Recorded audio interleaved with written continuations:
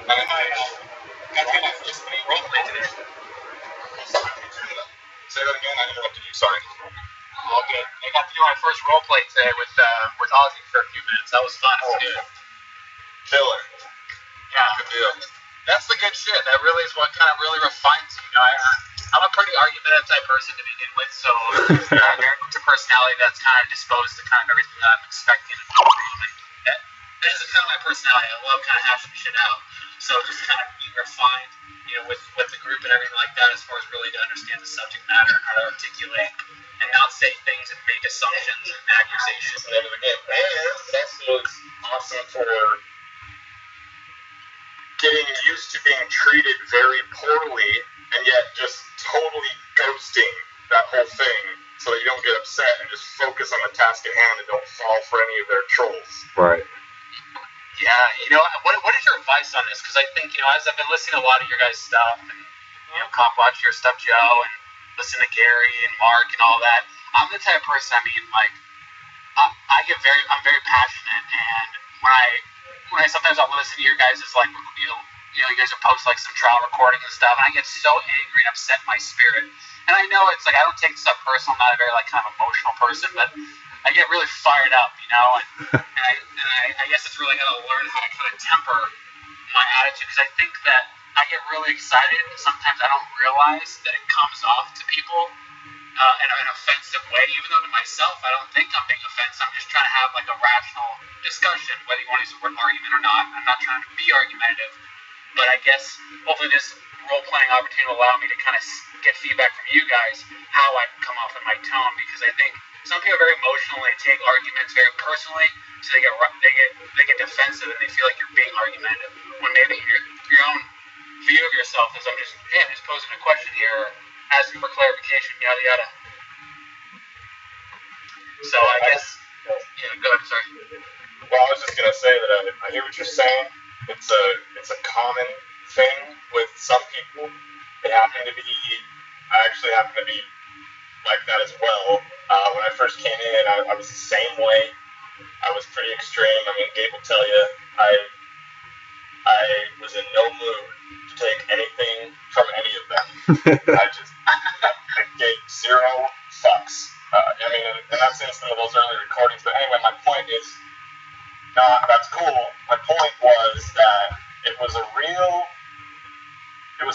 hurdle for me. It was something I had to learn and clear. And I don't know if I so much got over it 100%, but what made it a whole lot easier was seeing, not only through my own improvement, but through the recording of others, that if you really, really want to get back at these people, then the way to do it is straight up Socrates. Is to take that anger and that whatever that is that makes you want to lash out, fire back because you're being treated like a piece of crap, and that is against every fiber of a man's DNA, pretty much. You know what I mean? Like, they know that. They manipulate it, right? They use it to their advantage. And when we take that right in the face and we give back a smile and fire back with the most embarrassing professional Socratic question, and then you see the steam start pouring out of them, or they might just start yelling and get all kinds of upset and panicky, and then you start laughing on the inside and trying to hide your smiles on the outside. That is a satisfaction and a revenge that I'm telling you, I've never felt in any other facet of life. And it was, once I got a taste of it, it was so good. It made me just want to, just chill out on all that anger stuff in the court. Go ahead, let them say their bullshit, interrupt you all the time, throw you around. Go ahead, let them. Go ahead. And just play it off like, am I going to be able to get a sentence in here, a complete, relevant sentence pertaining to an issue on the table without being interrupted by you? Is that a fair, meaningful hearing, yes or no? Right. I mean, there's just so much to come out of. Yeah, no, you're absolutely right. It's encouraging to hear you say that. You know, it reminds me a lot, just a personal note. You know, I'm a Christian, and I've got a lot of biblical knowledge, and it's very in line with biblical teachings as far as what Jesus spoke about, kind of overcoming evil with good, and kind of not reviling back when you revile begins. Because I amazing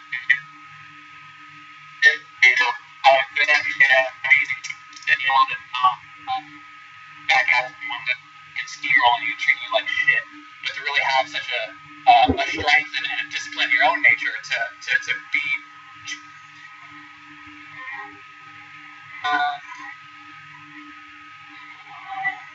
Here, so my mind is with you, Joe, on that. And, it's a common thing to have to try to overcome for some people. So. Yeah, and the best word I can use to describe it, I mean, this is a big word, but I'm just going to use it in a small way. That passion or that anger that they can use to your disadvantage, that I don't know how else to describe it, then that just gets transcended. You just get to a place where it just doesn't negatively affect you in that way because you just see it. It's just a distraction. It's just going to make you make a mistake. Yeah, and you expect it. You start expecting it.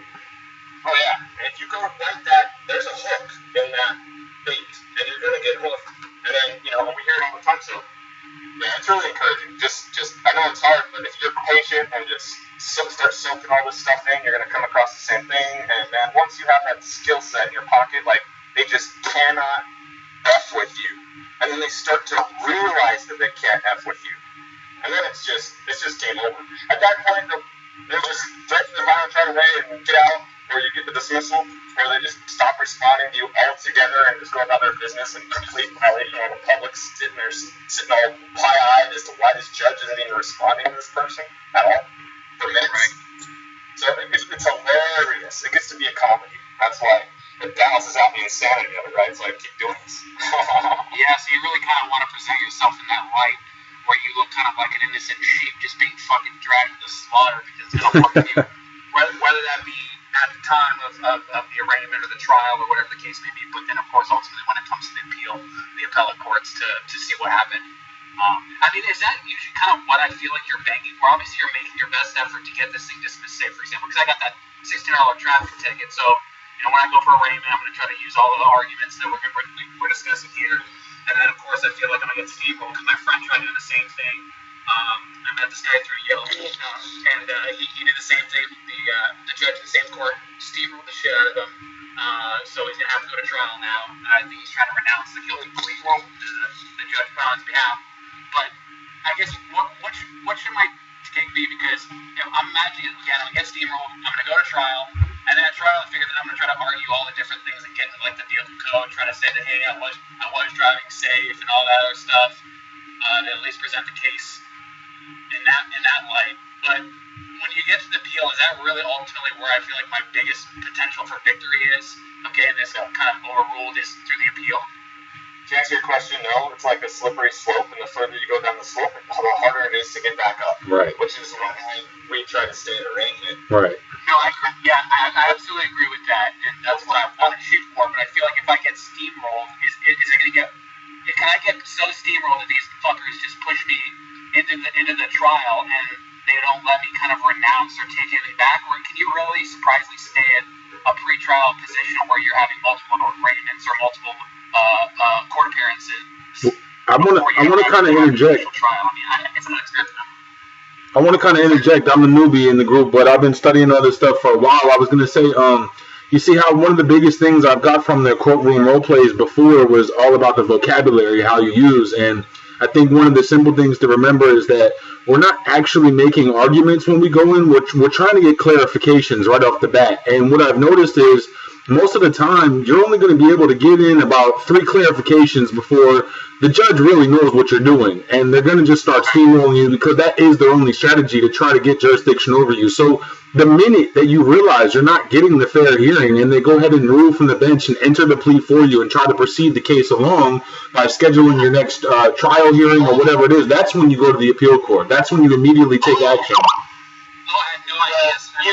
You did good with correcting the first assertion that he made, but then you made an assertion that he was entering a plea for you as if it's on your behalf, but it's never to benefit you, right? Right. You don't want him to enter a not guilty plea and proclaim that it's on your behalf. Right. So he's entering it for the benefit of the prosecutor, right? To carry the water for the prosecutor so the prosecutor doesn't have to meet their burden, right? Mm-hmm. So, again,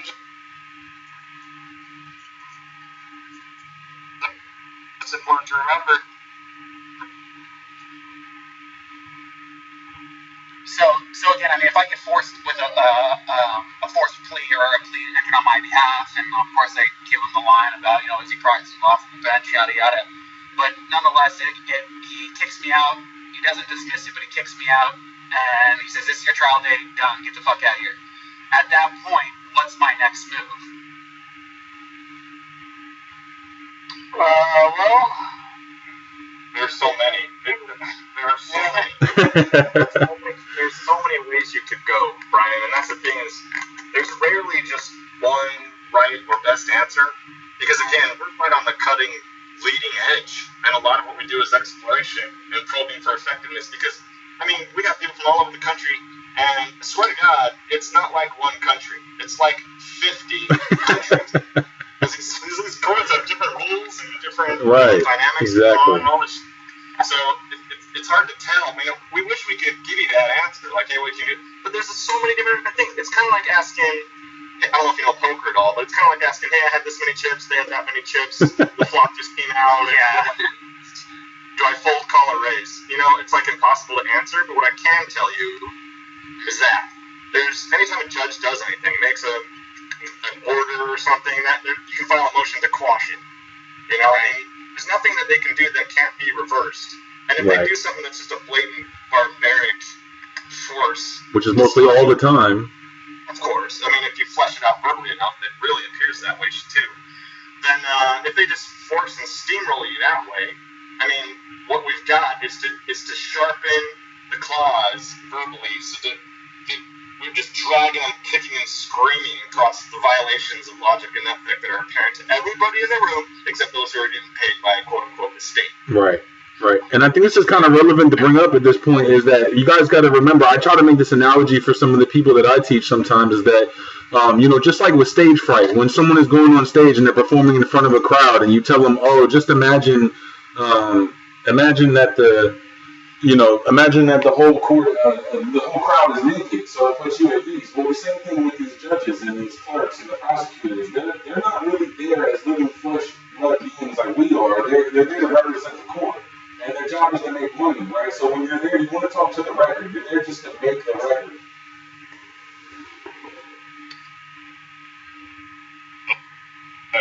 The transcript is all important. Reporting external operate by using code words and the legalese and Black's Law Dictionary, and then mix it up with common English to try to confuse everybody. So that transcript, as you say, it's ultra important, and that's what we're all learning to do, is how to manipulate a transcript so that it embarrasses them, so they go, dismissed or right. Right. Well, that's why they're trying to emotionally charge us up, because they know if we get thrown off our square, then we're already going to take the wrong decisions. But basically, if we just listen to what they're saying and not pay attention to the emotions of it and just listen to the actual words, then just stick to that, and just say objection for the record. That's the appealable offense. I think that was the most genius thing that you had said, Joe, at one point was, note for the record, that's an appealable offense, and I'll basically be taking that up at the appeals court. It's that simple. Yeah, I just kind of threw that in their face, having really no idea if it would work or not, but it worked. Right. It worked. Right. In that instance. So you had the cop here ready to go to trial, and he was out in the hallway, and she said, okay, I'll turn this hearing and go tell the cop to go home. He's getting paid overtime, by the way. So fuck that, just those things are just priceless. And they're out there to be had. I made another analogy today I thought it was pretty good, is that, it's kind of like a street magician who's doing magic in front of a crowd again, and what the magic trick is and how it works, and that the magician has something in his backhand, and basically what you're doing in court is you're basically telling everyone how the trick works, and that the magician has something in his backhand, and what the magician can never do is admit how the trick works, because then the magic show ends for everybody there. So that's why most likely what they'll do is they'll tell you to sit down and wait until everybody else is gone, or they'll adjourn you and reschedule you, or go ahead and rule from the bench for you. Anything but go ahead and dismiss your case right in front of everybody else, Yep. Do you ever want to use the fact that there's obviously a lot of other people? I mean, I figure when you go in for a traffic court, especially in places like Los Angeles, I mean, you've got a gazillion different people in that courtroom at the same time. Do you never really want to say anything that could, almost using the courtroom and all the witnesses, kind of and leverage that like all the witnesses, that way like the judge kind of behaves more appropriately. Do you get what I'm saying, or just kind of don't really go like Yeah, I think again the main point is to not try to be adversarial with the judge, because I mean at the end of the day, even though they are colluding together, you do want them to move to dismissal as soon as possible, so you don't have to go to the appeals court. So the whole point of not becoming emotionally charged, not calling out everything that they're doing, is to not become as adversarial as they want you to become. So trying to leverage the crowd is not really to your advantage. Well, that's true. I just want to add something to it. Not that it's missing anything, but I just want to add that, yes, a lot of the power is in the public. Right. Yes, it's good to not attack the judge and to try and throw the prosecutor under the bus, but only because, right? But keep in mind as well, there may come a point in time, like 5 or 10 minutes into the hearing, where it's that point where the judge is being crazy and the gloves come off, and now it is you against the judge. So be aware, right, that at some point in time, if they're just going to be a total crazy lunatic psycho, at some point in time, the gloves are going to come off, and then it's just on, and that's just the way it is. But what I'm saying is the reason, of course, why we try and throw the prosecutor on the bus is because, yeah, we want the judge to be able to be like, all right, well, prosecutor, if you don't have your T's crossed and your I's dotted, case dismissed. Right. See, it's so much easier for his ego or her ego to do that if we haven't been attacking them. Right. Or we've been just prosecuting. But this is my final, and this is the whole reason why I brought this up. While that dismissal may happen, make no bones about it. The second you look them in the eye and with a slight smile professionally say, as the prosecutor submitted evidence that satisfies open jurisdiction, they are well aware. Right. And you are fully aware Right. that this is all a fraud. Right. Right. Do they know that? I mean, do they really know that though? I mean, like for example, I'm gonna be. Yes, they know it's all a fraud. Well, but look, wait, this goes back to the main point of how they actually are getting jurisdiction. People are giving them consent. So the fact that people are consenting to it, even though it is, again, majority unknowingly, right, but one of the main maxims in law is ignorance of the law is no excuse. So, the fact that they draw their power from voluntary servitude, that's what they know. And so they know as soon as you're not consenting anymore and you are challenging jurisdiction, the rule book applies because the rule book, it says it applies. That's when they know you're aware. And then they're still going to try to run circles around you and, give you the runaround. There is an instance where ignorance of the law is an excuse, and that is when there is a complete absence of criminal intent. Right. Meaning something happens, but somebody does it, they just completely had no idea they did that, and then somebody gets hurt. Or they just didn't know the quote-unquote law anyway. Right. There's actually some grounds in making that argument. I had no, because if you kill somebody, obviously you have intent, you're aware. Right. But if you, for backing up a van, you didn't see a little kid run out when you run him over, there was no intent. Exactly. And that's why they either get off or just super light sentences anyway. That's kind of the thing. But first off, before I continue, Tammy, Lenny, I just wanted to say hello and give you a second to say something if you wanted to, so we're not all hogging all the airtime. They might not be there, they might be at work, and some people can't talk, they can only listen. I'm doing that sometimes. Okay, well, they're whatever. Feel free to interrupt anytime. So what I wanted to continue on is this digging into this jurisdiction and just kind of what it is, where it comes from, and how they know that we know, and how they know because of that one question. So the one point I want to make is this. I've made it before, maybe you guys are familiar with it, I'll make it super quick. Anybody that joins the military, they go to military courts, they sign jurisdiction, they sign. They volunteer, yes, I will obey these rules, yes, I will submit myself to them if I break them, yes. Okay, I was in the military, I know this. But there's no civilian counterpart. Now, at some point in the history of the country, the rulers, the powers that be, said, all right, we can't have this jurisdictional issue in the military. We can't have it. They got to follow orders. Okay, no problem. Make your own. Well, then somebody must have said, well, what about everybody else? Because this Constitution, it's just a contract, and eventually they're going to figure it out like there's a whole problem here. There's a problem here. That's why they had military sign people their jurisdiction over, to cover up that problem. But as you see, the government just can't be like, whether it's 1820 or 2020 or anywhere in between, do you see the problem the government would have if they just broke news and said, hey, we're going to improve this government style a little bit, and now we're going to require everybody, when you get a driver's license at 16 or 18 or whatever age, 21, whatever, to sign jurisdiction that you obey the laws of your nightmare. PR nightmare, as you always say. Obviously. People would be like, wait, what?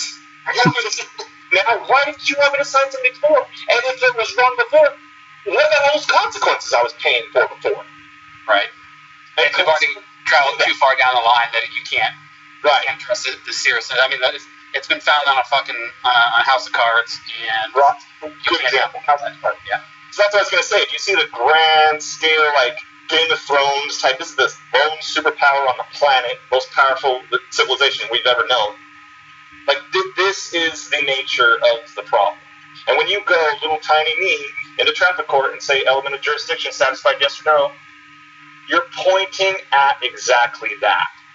You're pointing at the government's worst enemy, and I think they know it. Now, that might just be my impression because I'm in a small court, so I've been to all the judges, but it might not, in a big city or whatever, but that's just, dude, as soon as you say that, if you're friendly, they might keep this friendly approach, but sometimes, and more times than not, they start getting hostile right then and there because of that recognition. Right. That's all I got. Right, like I'm really... Oh, sorry, go ahead. No, it's okay. It was brought up when I went in, and I haven't heard y'all talk about it yet, but I'm sure y'all have an answer for it.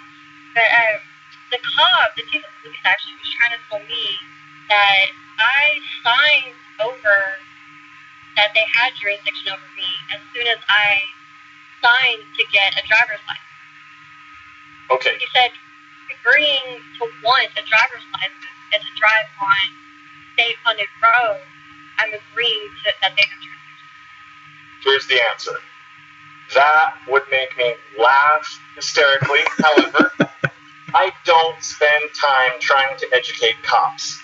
That's like putting a dress on a pig. It isn't going to get any more pretty. Right.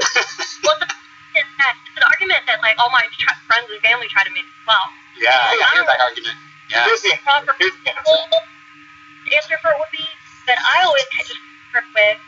I signed for my driver's license when I was 16 years old without a parent present. You do, is it a response, Joe, that is the fact, again, you kind of go back to the whole... This is one of three common red herrings. This is one of three common red herrings. Actually, you just threw up two of them. Okay, well, let's just be specific for them, because they might not be advanced enough to know what that means exactly. Okay, so if a cop says to you, hey, you did sign over jurisdiction when you signed a driver's license. Now, if you flip over the back of the driver's license application, and I did here in Hawaii, I had to go renew mine last summer. I looked at it, I read through it, and my mouth dropped open. It was the most disgusting violations that you were just saying, oh yeah, that's okay, oh yeah, that's okay, oh yeah, I totally agree with this too. It was just give, and get nothing. It was exactly that, because they know the problem exists, and so they try and, what do? The locals, not the Constitution, not the Founding Fathers, not the governor, not the federal, the locals write in their little statutes and codes with their county council, and they go, add this on to the driver's license, add this on, blah, blah, blah, blah, blah. And so when you sign, yes, it's all in there, but look, it's like someone has a gun to your head, and they said, you agreed that I could carry a gun. You signed it while they have a gun to your head, and here's why.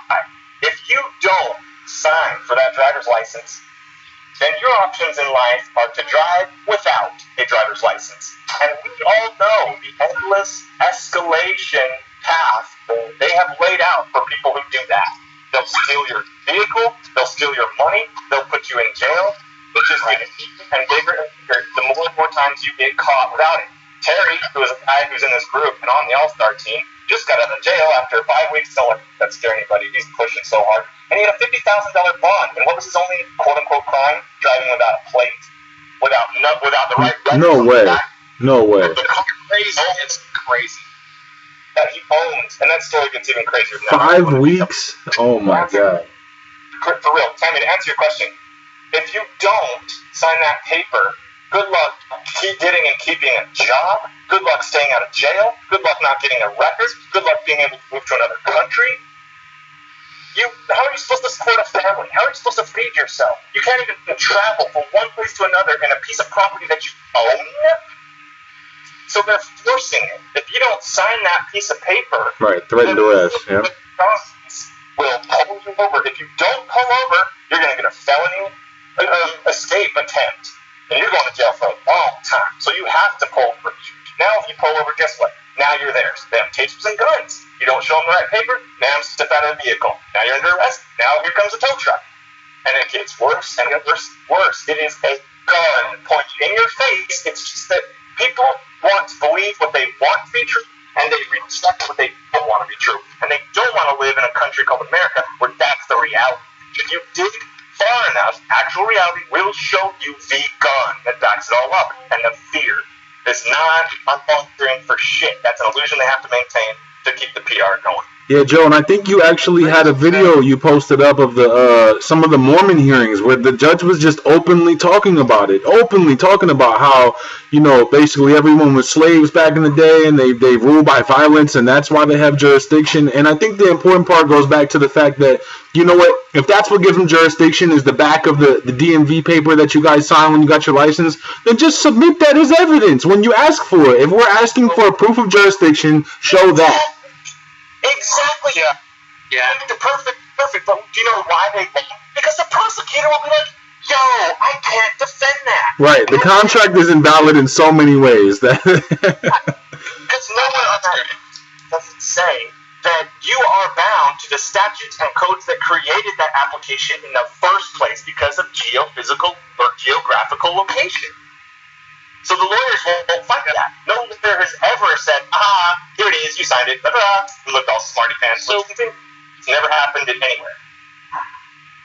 Yeah, so I wanted to finish fleshing out the original point, and I have even asked straight to the judge, is threats of force and violence all that's required for you to have jurisdiction? You know what she said to me? Yes. Because I asked her first, has the prosecutor submitted any evidence of jurisdiction? So she says to me, Mr. Bryan, I can't give you legal advice. I suggest you leave while you still can.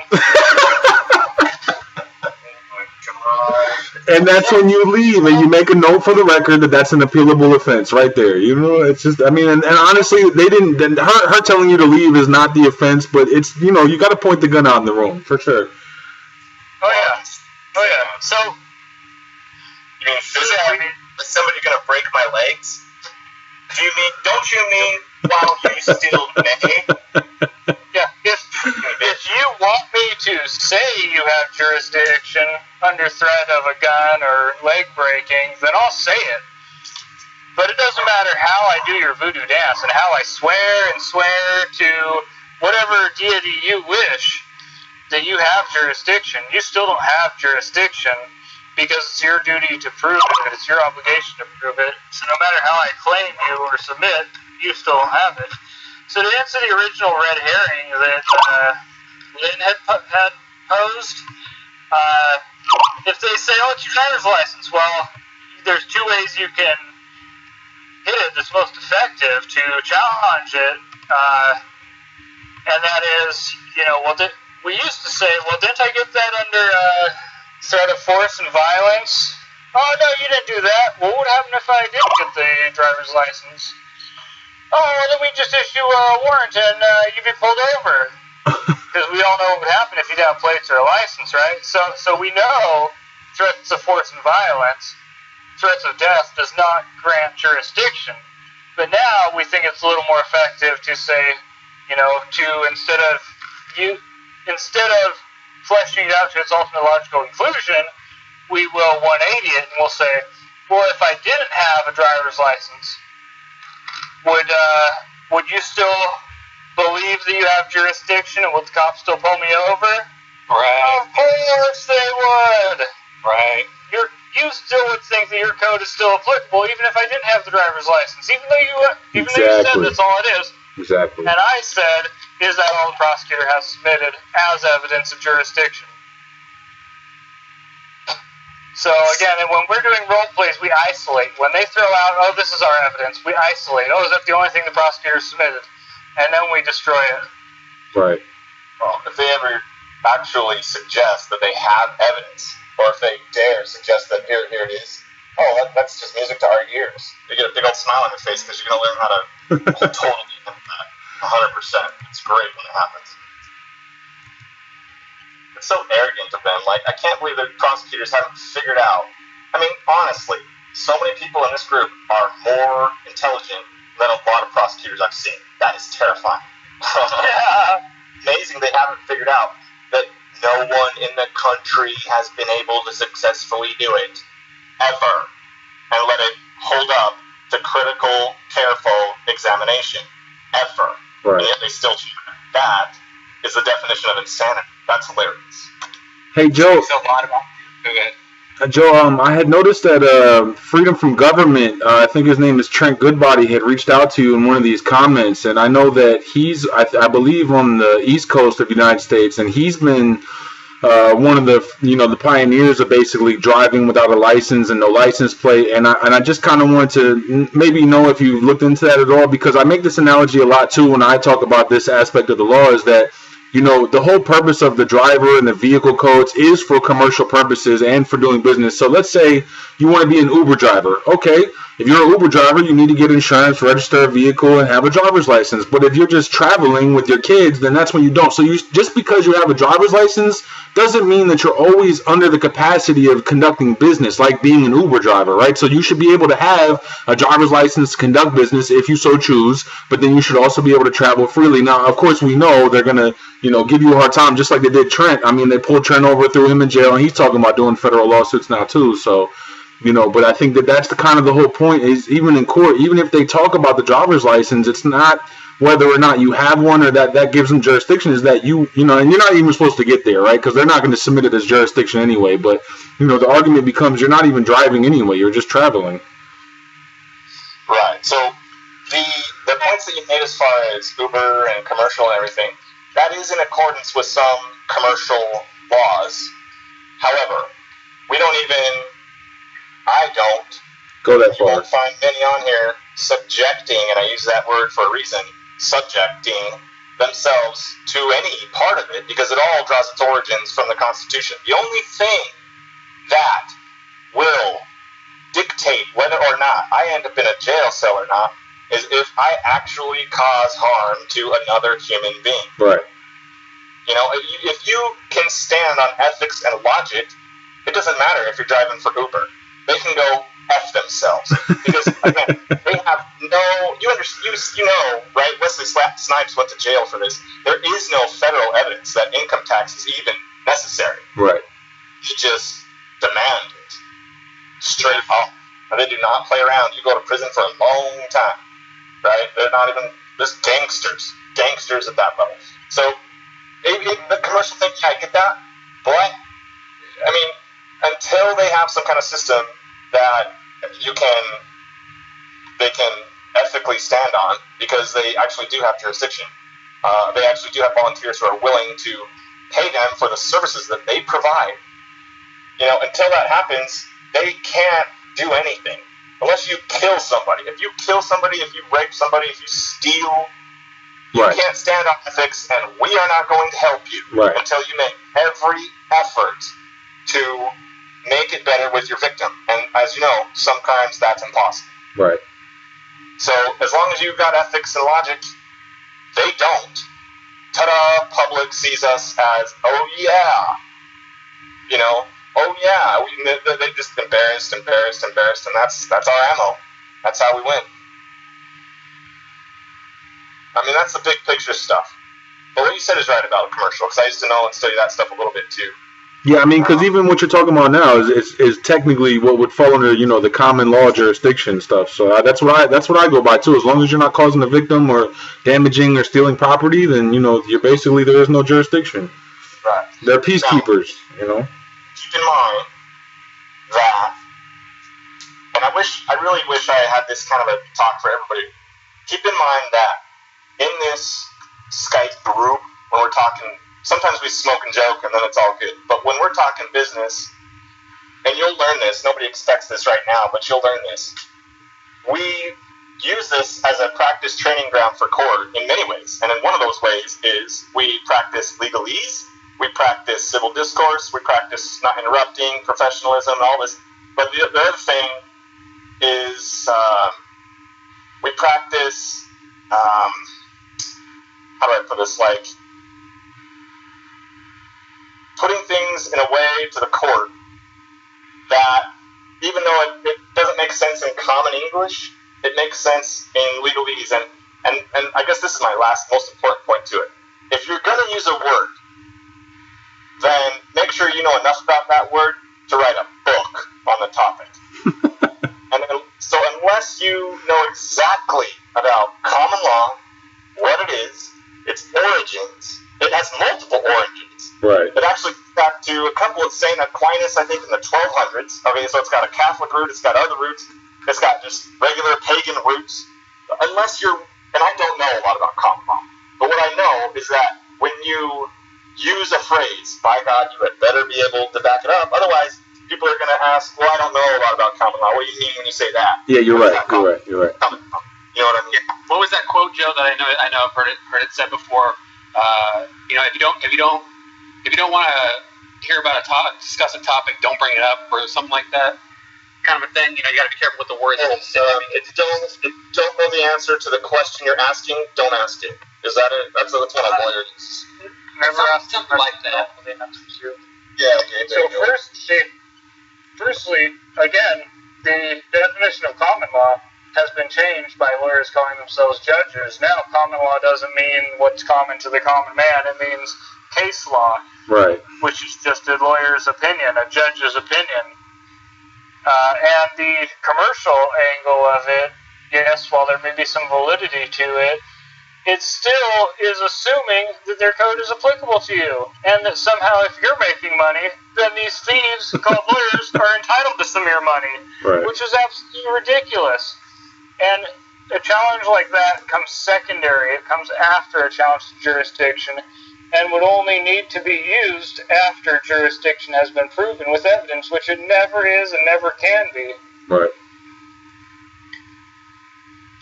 Quick question, not to change the topic too much, but what on recording devices and stuff like that, typically you're supposed to request to make any sort of audio recordings in the courtroom, is that correct? I know each states are different, supposedly. But what are your thoughts on that? There's probably a sign or that you can fill out that requests, and it'll be submitted to the court before it opens, so that the judge will have it. Hey, your turn, case number, blah, blah, blah. You go up, and the first thing they'll address is this application you made to request the ability to record. The only thing it's for is to allow the media in and no one else, because the media has a career, and that judge and the government can call the newspaper or television station and say, do this and don't do that. They have control over those people. Hell, they tell those people what to say a lot of times. So all it does is to let them know that you're going to be recording, so maybe they should watch it a little. And they'll probably, the majority of the time, say, no, you're not allowed to record. They might have microphones, and they might say, bunch of stuff. yeah, I do, without telling them. Right. Somebody did, and gave me a copy. Yeah, real quick too, as far as typically in a standard courtroom setting, every courtroom is slightly different as far as the logistics and how big and sound, the way that it resonates in the room. But is a standard like iPhone, if I were to record on my iPhone, from your experience, is that typically going to be a good quality? Because I know sometimes people with recordings are shit. So you guys are more of a professional recorder, so you get the better sound quality and all that? Funny you mention that. I'm about to order this awesome watch right now, so that there's no pocket involved. Oh, right, great. This is Skype, and we don't say anything on Skype that we don't want used against us in court. So for all they know, it's an insider helping us, it's a friend we have in the room, it's somebody who came in before it opened and then planted it and then left, and is not even here right now. Oh, I see. Anything and anyone. And they don't know, which is why, despite the fact that multiple judges have ordered me to not record in the courtroom, and they keep popping up somehow miraculously on YouTube, they aren't doing shit. Sorry, I really can do this without swearing. Sometimes. For a newbie, I try not to swear. Until I know I'm not good. Oh, we love your swearing, Joe. Try not. Yeah, it gets us fired up, I think, Yeah, for sure. Joe's hardcore parkour.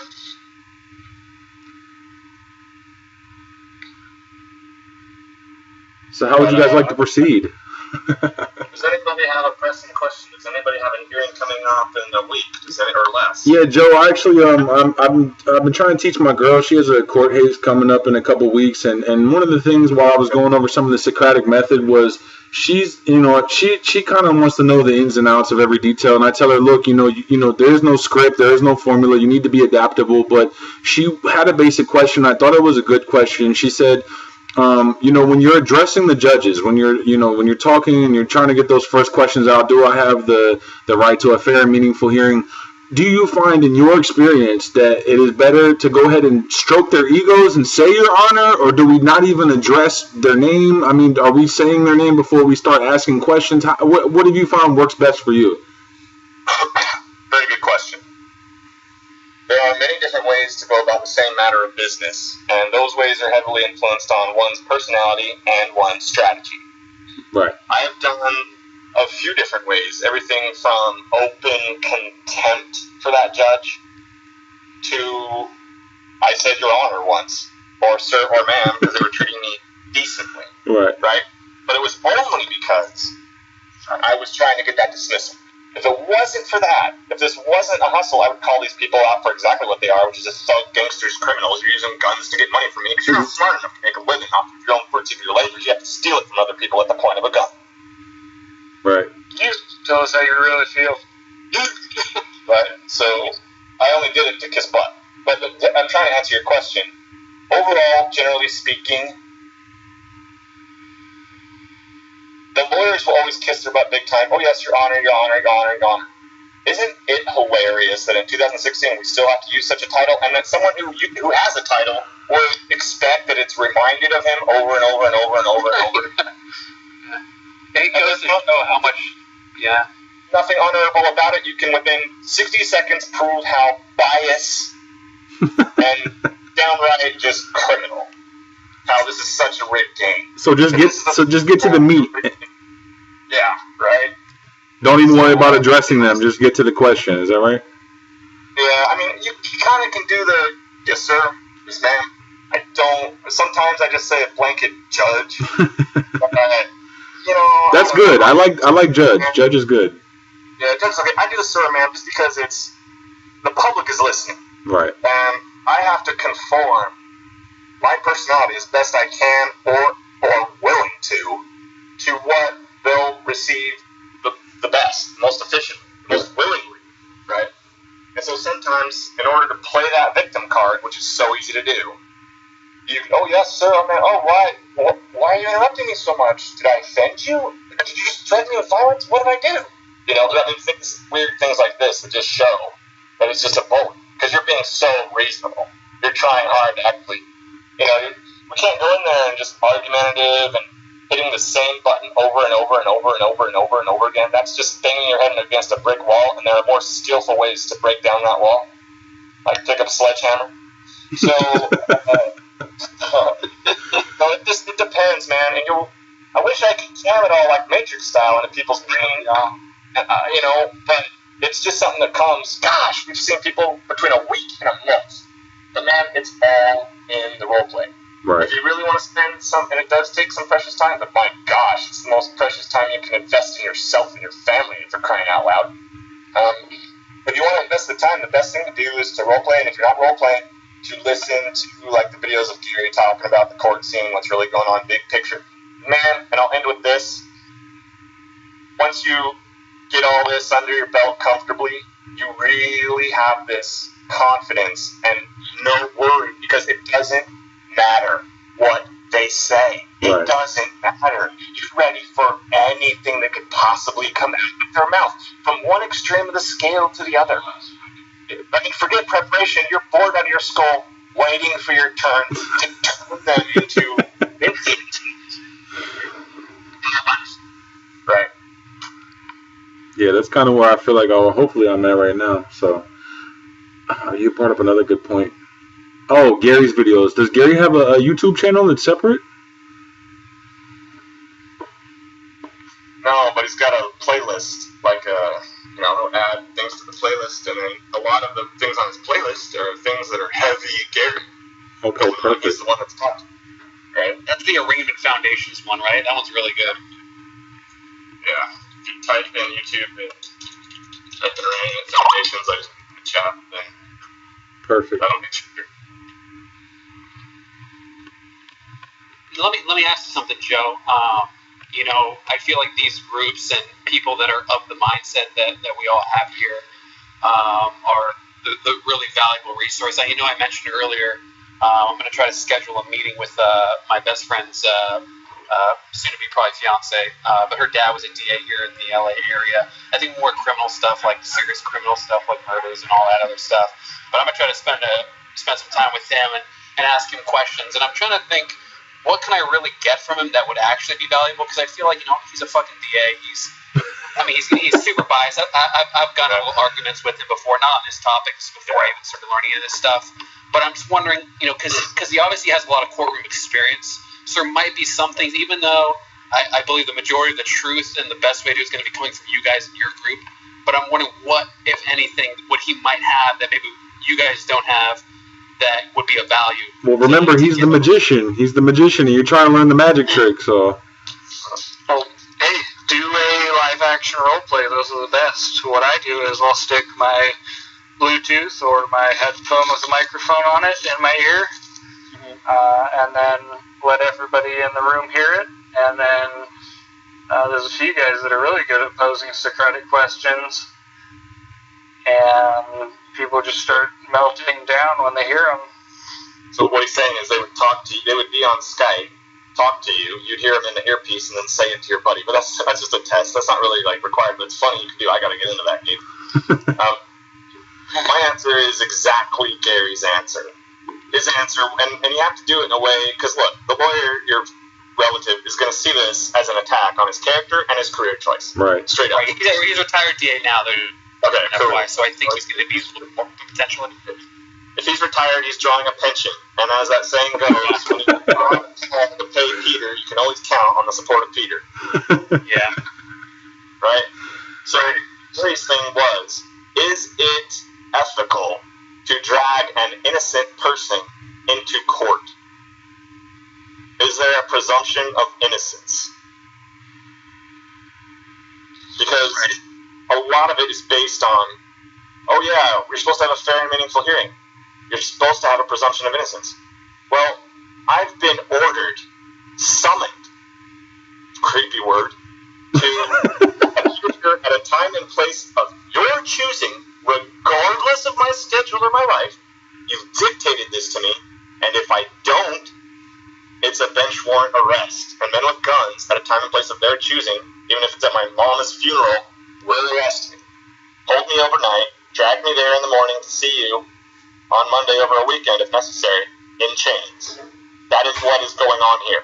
Now, do I have a presumption of innocence or not? Notice, the ability to plead innocent has been erased, and that's on purpose.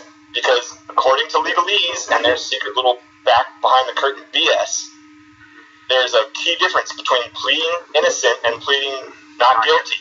Right. Not guilty is like saying, I am not going to pay you money. Pleading innocent is like saying, I do not owe you money. Do you get the difference? Right. And stole it. And so it's all squirreled away like that, and you can't do it. So how would you like to plead? Not guilty or no contest? I'd like to plead innocent. Well, you can't do that. Why not? Because of statute and code, blah, blah, blah. Okay, do you have evidence that I'm under the jurisdiction of your statutes and codes? No. That's a problem. Here's another problem. They want you to have counsel.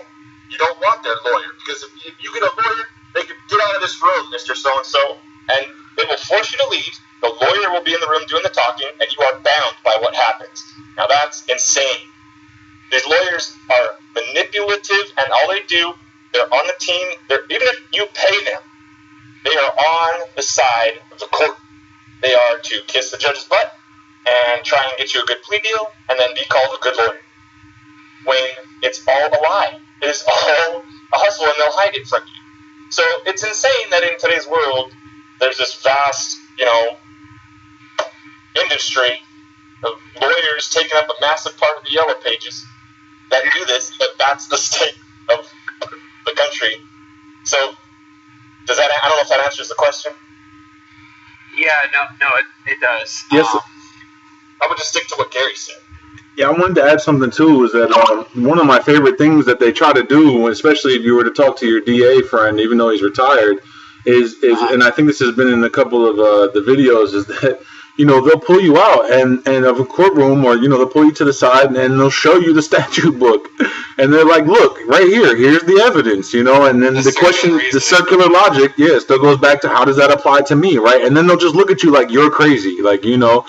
And it just goes back to that kind of fundamental belief that, okay, you were born in this world, so you kind of have to have a social contract with the world, or else, all hell will be unleashed upon you, and that's kind of where they do draw their power from, is right there. Well, let me ask you something then. So this is one of the things that I've heard it kind of touched on a little bit with a lot of the stuff that I've been listening to over the past month or so. I've never felt like I've really heard a really thorough discussion of it, but one of the issues I think arises, a lot of stuff we're talking about with this jurisdiction, or even the particular question that you mentioned, Joe, that Gary mentioned to me earlier about this, dragging an innocent person into court. Now, one of the questions that I have is then, well, if that was the presumption, like you couldn't even drag that person in who is presumed innocent, then who could you ever drag to court for any reason? So it overrules the rule. But that's kind of the point. So that's kind of understand or be able to argue that fact, because I know I've heard people bring that up. Well, then how do you bring in somebody that? Well, but that was kind of Joe's point. But if we have to assume they're innocent, how do we get them in? That was kind of Joe's point earlier when he was talking about, the only time you're actually committing a crime is when you cause a victim. You hurt somebody or you cause damage, and that means that there already has to be evidence. That's why every time these cops pull you over on the side of the road, and I completely agree with Joe, have your day in court. Don't play around with these cops. They'll shoot you and kill you and tase you, drag you out of your car right there. But the main point is that if they actually had any evidence of a real crime, they wouldn't need to talk to you. They would just arrest you and throw you in jail and presume you guilty because they already have the evidence, But that kind of goes back to the point that most of these other things are civil infractions, statute infractions, code infractions, and they're not actually the law. So there really is no evidence, and that's why they're summoning you and presuming all these things about you, because you're not actually committing a crime. Okay, so yeah, I think you're kind of helping me understand this a little bit. I got to think about this topic to wrap that concept back to the whole dragging an innocent person in, is because they need to have all the evidence first before they arrest you, whether that be pull you over or make you sign you that notice to appear. The evidence already needs to be gathered for them to do that. Yes. So, just as we get into jurisdiction being an element of the crime, just in case someone doesn't know, an element by definition means a required puzzle piece. If you are missing one puzzle piece, you have nothing. Absolutely nothing. So you've got to have it. Jurisdiction is one. Guess what another one is? Actual harm. An actual victim. Right. Yeah, corpus delicti, right? An actual, a complaining party that's supposed to be. Now, why don't you focus on that one for the element? Why do you focus on jurisdiction? Because harm and a victim and actual harm and when that introduces a human opinion, a human component. And that opens up the floodgates of wasted time and lawyers attacking it. Right. Whereas you just go, has a document been submitted, yes or no? They cannot do that. It saves time, and it's the easier point of attack. That's why we do it. Now, to answer your question about, you actually have to have evidence. Yeah, like Angelo said, to bring somebody. If you're going to order somebody to appear on a certain date while they stay at home, or you're going to drag their ass into jail until the court date, by God, according to ethics, there should be an actual crime to have committed, and you should already have all the evidence needed. Now, that's even according to their own rules. And the reason that we say jurisdiction and not an actual victim or harm is because those are sub-elements of jurisdiction. There is other types of jurisdiction with other sub-elements, and they never try to prove a single damn one. They never even pretend to try. They'll try as long as they think you're stupid. But as soon as you demonstrate that their bullshit is not going to fool you for a second, the only thing it's going to serve to do is to embarrass you further, Judge. They'll stop, and then they won't try. They'll proclaim it. They'll just proclaim it repeatedly. That is I find that we have jurisdiction. They'll lie. Straight up. It's just a lie. If you don't recognize it, then you're going to be punished for it. Right. You're not going to be able to do anything about it. When What you up, Tim? accept, judge isn't supposed to claim that. It has to come from the prosecutor, correct? Right. Right? Yep. Yes. When you file some pleading or motion in court, or you start an action in court, in your pleadings, in your paperwork, the first thing at the very top is called a jurisdictional statement. And that is saying, this court has jurisdiction because X, Y, and Z. And it can't just be I proclaim, we have jurisdiction, hoodoo, danced around the candle. That's not evidence of jurisdiction. And as far as the actual victim, that is where jurisdiction arises from. It is when you create a victim, the victim has standing to grant them jurisdiction to redress the wrong, which is, again, part of what jurisdiction is. Injury, damage, and redressability. Right. I see what you're saying, but I don't see how it can stand for a judge without the prosecutor even trying, out of the prosecutor's mouth, even trying to submit any evidence, for the judge to just proclaim, well, I'm just going to proclaim that we have jurisdiction over you to get this moving along. It isn't I'm not aware. the prosecutor to prove it. So would the judge be trying to take off the burden of proof to the prosecutor if he did that? Yes. Absolutely. Yes. Don't care. So you would just object Object. that, right? And Yes. then you, Yeah, because part of again why they're presuming their jurisdiction over you is there's a lot of their silent presumptions, and they are going to take you showing up to court and responding to your summons as a silent presumption of jurisdiction until you object and state for the record that you're only there under threat of violence. I mean, it's the only reason any of us go to court. If they didn't have the gun in the room and they weren't threatening us, none of us would show up or pull over for the cop on the side of the road.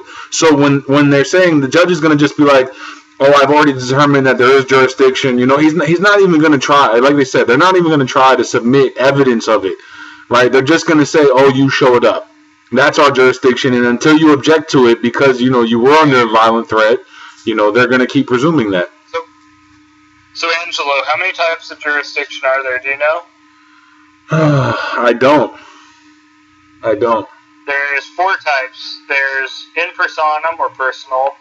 There's territorial. And the least important is in rem, which is property within a certain area, like a house. And the one that we mainly attack is subject matter. Okay. But even if you said, I proclaim you have jurisdiction, I submit to your jurisdiction of my own free will, I give you jurisdiction, amen, it still wouldn't give them jurisdiction because it's still the prosecutor's burden. But yes, it is important to object to it for the record to make it that much more clear to the appellate panel should you have to appeal it. So we're specifically attacking subject matter jurisdiction? Yeah, but we're not saying subject matter jurisdiction, but we are asking for any type of jurisdiction, period. Any type. Any jurisdiction. Right, okay. I got to know. For all we know, they may have it. You may have jurisdiction, Judge. I don't know. That's the only copy of documentation that I'm missing, so I can plead guilty and pay the fine and go home in peace today. Right. If you got it, please show me. Has the prosecutor submitted this from you? Did you submit any evidence of jurisdiction yet? Yes or no? I don't need to do that. That's a trial matter. The judge will agree with me on that. Isn't that right, Judge Ozzie? Mr. Prosecutor, now I know you've been to law school, and I don't want you to think just because I haven't, I don't know there are any different forms of jurisdiction. We both know well good that you're talking about a different kind of I'm talking about. I'm not going to be fooled by you. The element of jurisdiction, have you satisfied? Have you considered anything that pertains to the element of jurisdiction, yes or no? Well, you were that's a fact. You were in this area, weren't you? What'd you say? You were in this area, weren't you? Will you please stop trying to distract me with other irrelevant questions? Have you submitted the evidence? Yes or no? I got cases to be in a life to go attend to.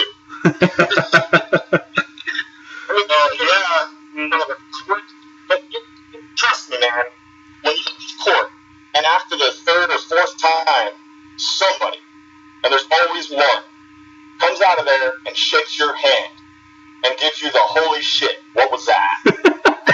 You lose all fear of the public. You go in there and you stand up, and it's like they're all your little brother and sister. I mean, not really.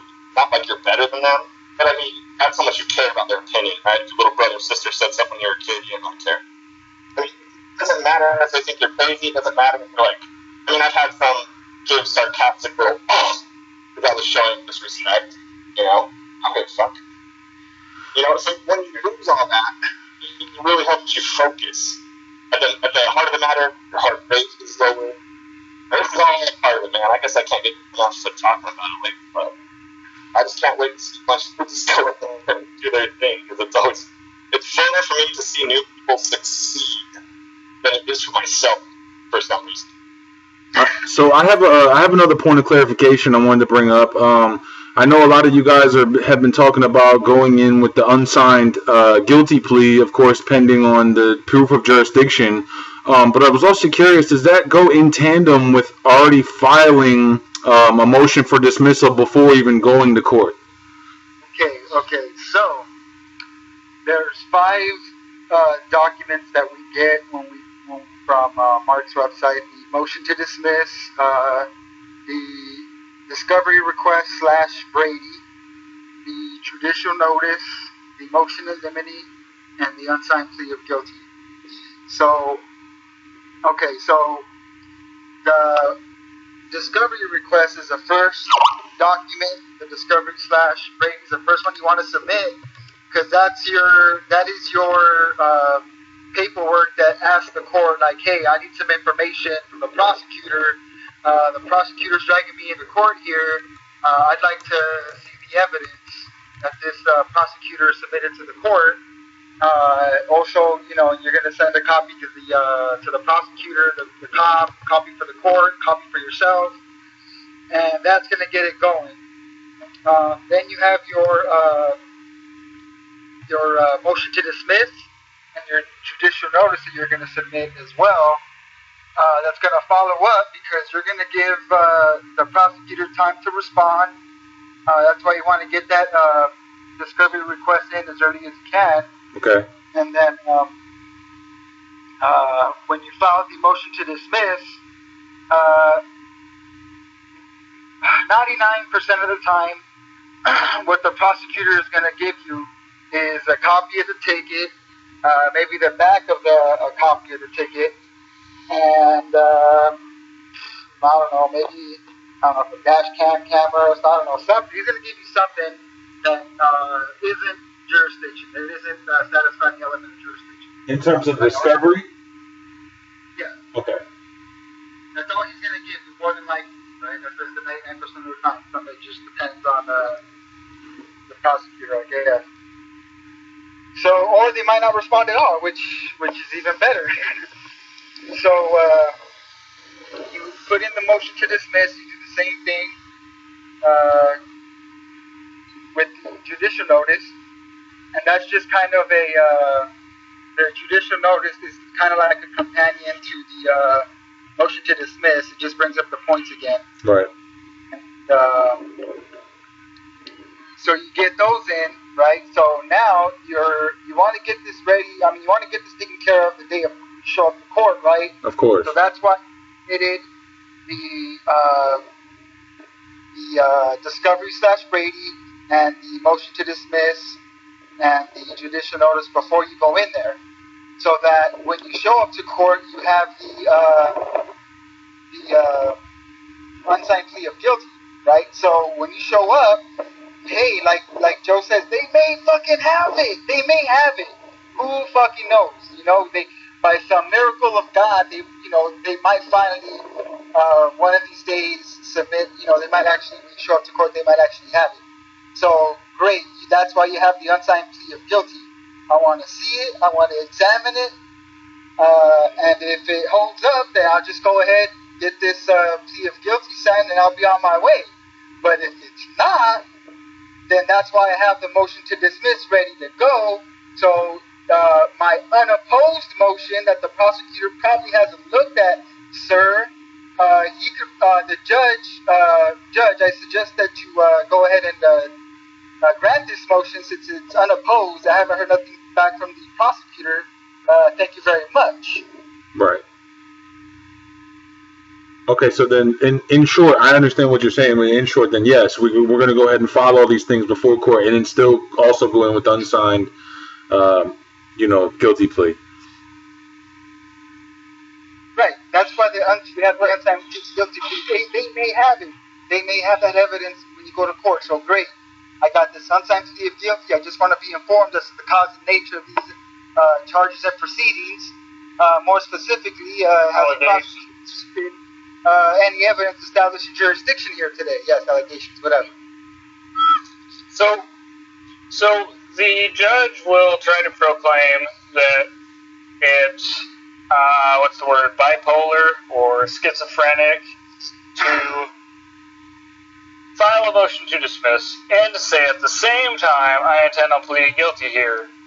But it's absolutely not. It's absolutely common sense, and the judge knows it because either the prosecutor has submitted evidence of jurisdiction and you have jurisdiction, or you don't. In which case, either the prosecutor has submitted evidence of jurisdiction and you do have jurisdiction, in which case I'll plead guilty because there's no point in going to trial. Correct. Or the prosecutor hasn't bothered to submit any evidence to establish that this court has jurisdiction to impose upon me, in which case the only proper fitting thing to do would be to dismiss. Right.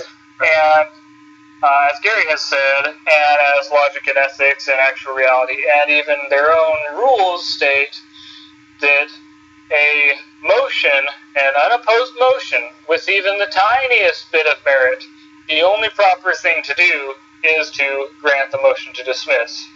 Zero opposition, even 1% merit, the only proper thing to do is grant it. No, yeah, it's something I actually... The prosecutor... Go ahead, I'm sorry. The prosecutor never raises a bona fide objection. They may say, I don't like it. I just ask that you dismiss, deny it. Right. And they never have legitimate grounds.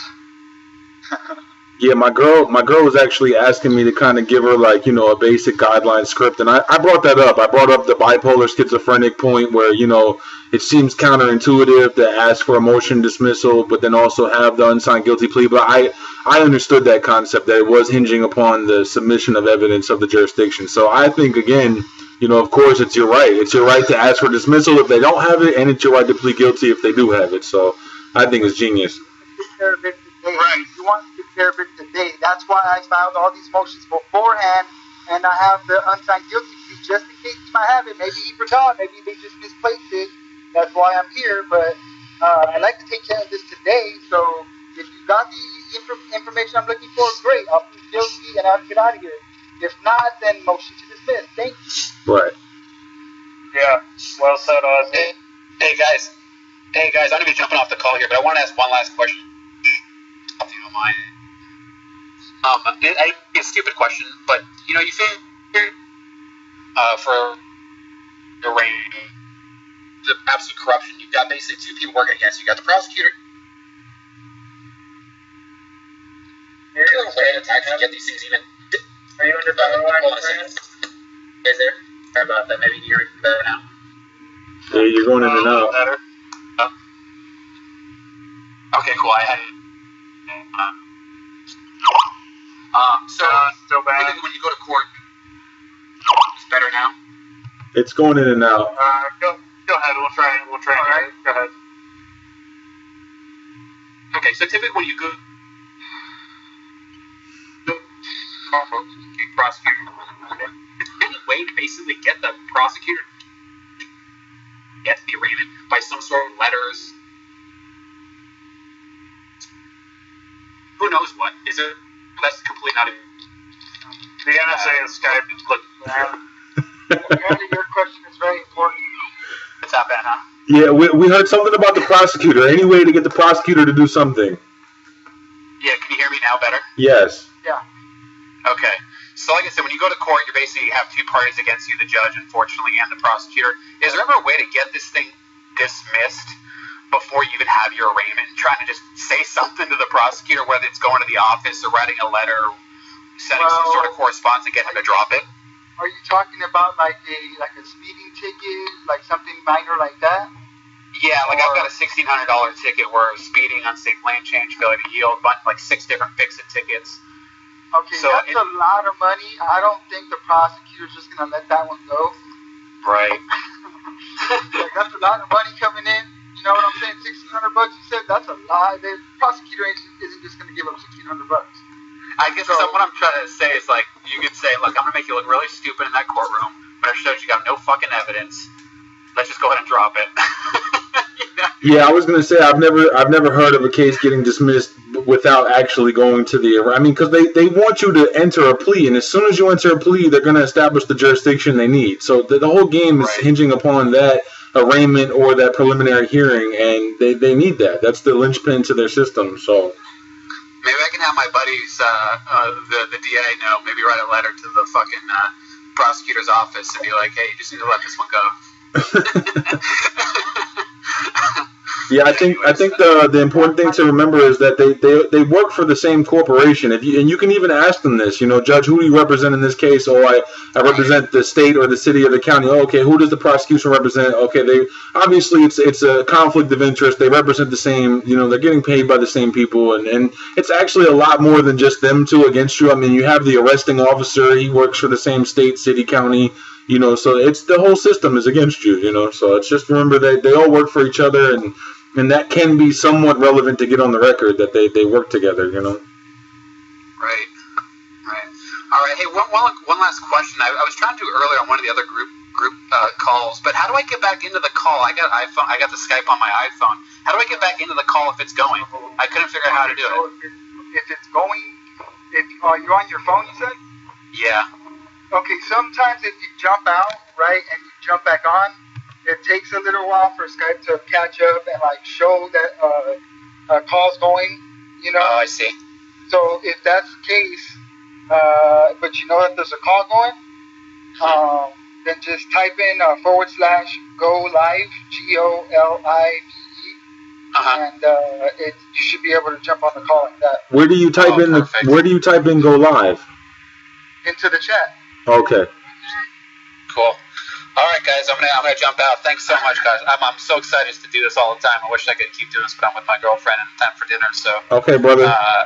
But thanks a lot, guys. You guys are awesome. I love you guys. Thank you. We love you too. All right, guys. Take care. So I know. I already am. I love it. Good meeting you. All right. You too. Thanks again, guys. See ya. All right. So it sounds like I might be the only newbie left. Do we have enough to go ahead and try to do a courtroom role play? As long as there's 2 people on the call, there's enough for a role play. Okay, yeah, I just wasn't sure if it might take a third party as well, but I figured. I mean, if you want to use do a prosecutor, yeah, but it's not necessary. Okay, yeah, I mean, because I kind of came up with, like I said, I'm a graphic designer as well, so I kind of made a general outline that I like to follow. So I just wanted to kind of test it out and see what you guys had for me. Who's on the call? This is Angelo. Who's it? Not me. Gabe, Angelo. All right.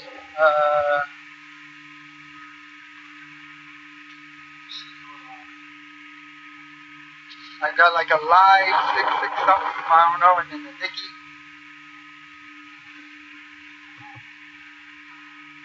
Yeah, I think Joe would say that they're probably just listening as well. Who knows?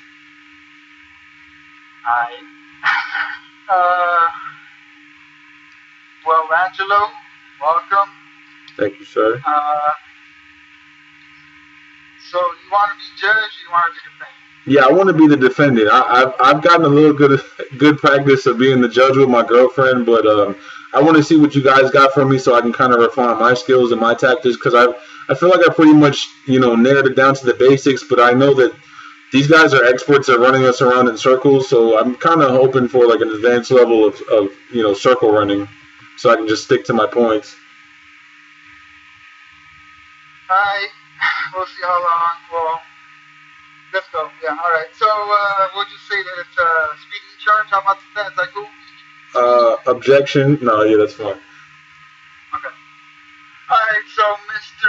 Angelo, you've been charged with speeding code 12345 here. According to this code right here, it shows that that's a let me see, $400 fine plus court cost, which is another $75. Okay. Alright, so Mr. Angelo, you've been charged with speeding. Just read you off the punishment. So what I'm going to need from you here today, sir, is a plea of guilty, not guilty, or no contest. How do you plead, sir? Well, Judge, before I can enter an informed plea today, I need to clarify some of the elements of the nature and cause of the proceedings. First and foremost, do I have a right to a fair, meaningful hearing? Oh, yes, you have a right to a fair hearing here today. Okay, perfect. And also, am I presumed innocent of all elements of the alleged complaint?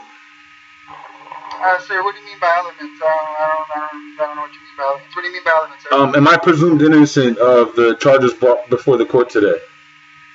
Complaints don't have elements. Only criminal charges have elements. Okay. So what's a better way to word that right there?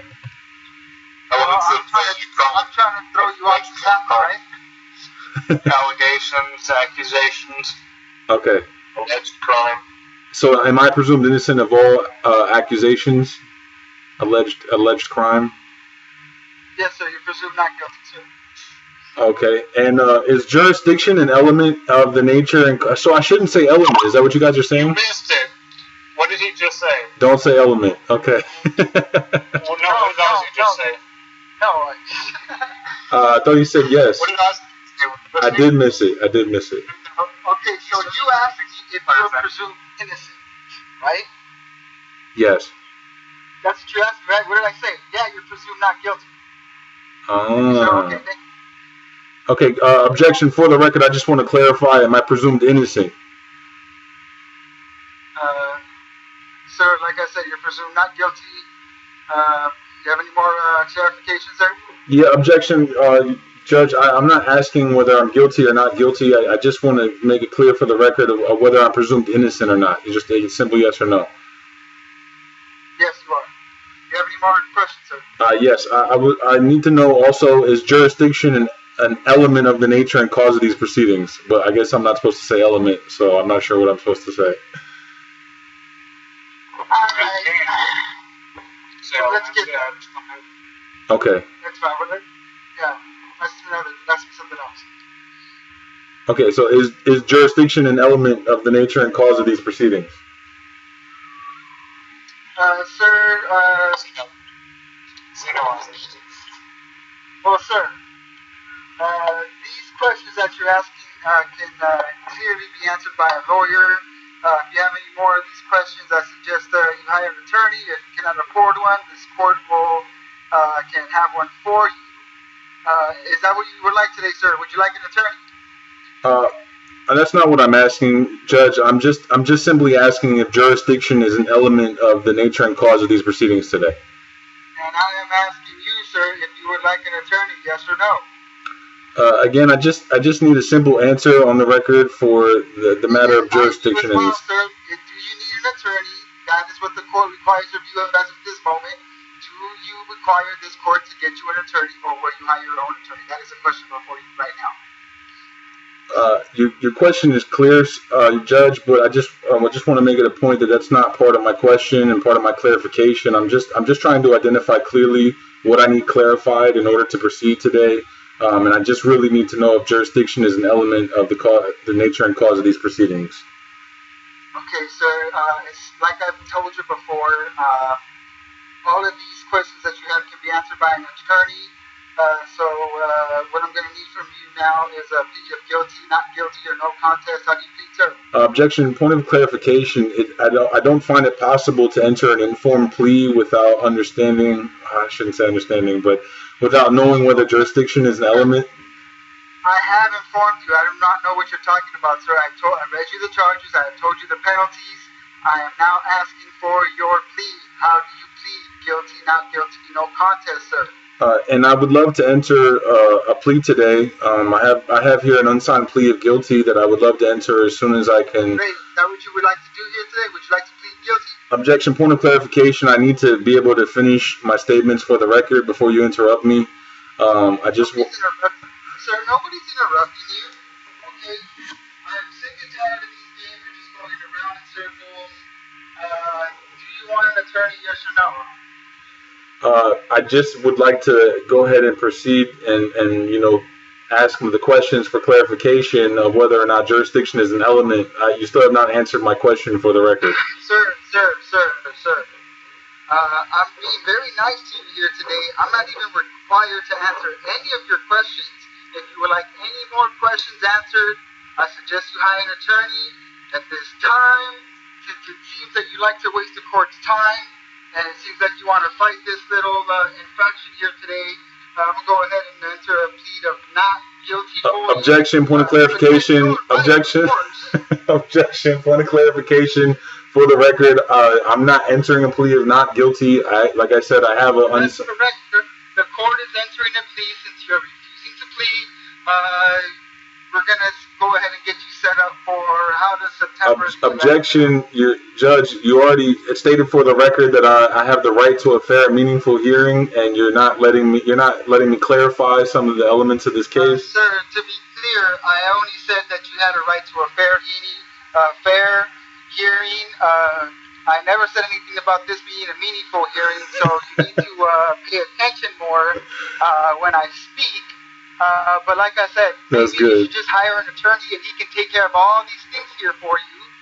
And so we're going to come back on the September 11th. Objection, Judge. For the record, in order for me to even get an attorney to even help my case, I need to understand, every element of this case and be able to enter an informed plea. Are you saying that you're going to, enter a plea for me or accept an uninformed plea today? Sir, I've already entered a plea for you. I don't even know why you're speaking to me. I need a woman tomorrow to show up to the stand here. Ma'am, can you please... Okay, note for the record, on the record, that this is an appealable offense, and I'll be dealing with this in the appellate courts. And that's... Yeah, go ahead. You can afford it, sir. Bye. Next day. Yeah, I mean, that's pretty much what I expect. That's what I expect. I expect to have the judge actually enter the plea and have to basically go into the appeals court. All right, so you were not listening to a couple of things that I was... You're right. So yeah, that's why we always have to pay very close attention to what the judge is saying, because you're gonna think his answer sounds like a yes or a no, right? He really didn't answer it. Right. Right. That's why we gotta pay very close attention to what he said.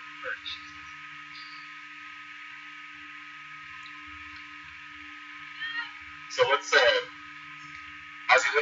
literally takes 3 minutes. Let's go through the hearing, start to finish from how do you plead to, case dismissed. As if the judge just went along with everything so that they can hear the path if the judge was fair and reasonable. Well, okay. So I don't care what role you want to play, I'll do the other one. Damn. Alright, well, fucking be a defendant because... Okay. Alright. Alright, so Mr. Pierce, you've been charged with speeding code violation. Here is a maximum fine of $400. Let me see right here. Okay, court cost is another $100. Alright, let's go. Okay, so, sir, Mr. Pierce, you've been charged with speeding. The job here today is to enter a plea of guilty, not guilty, no contest. How do you think? Well, John, I intend to plead guilty here today. I just have a quick clarification about the charges before I do. I can pay my fine and be out of here, right? So, super quick. The first one would just be the prosecutor in these courts, he has a burden of proof. Is that right?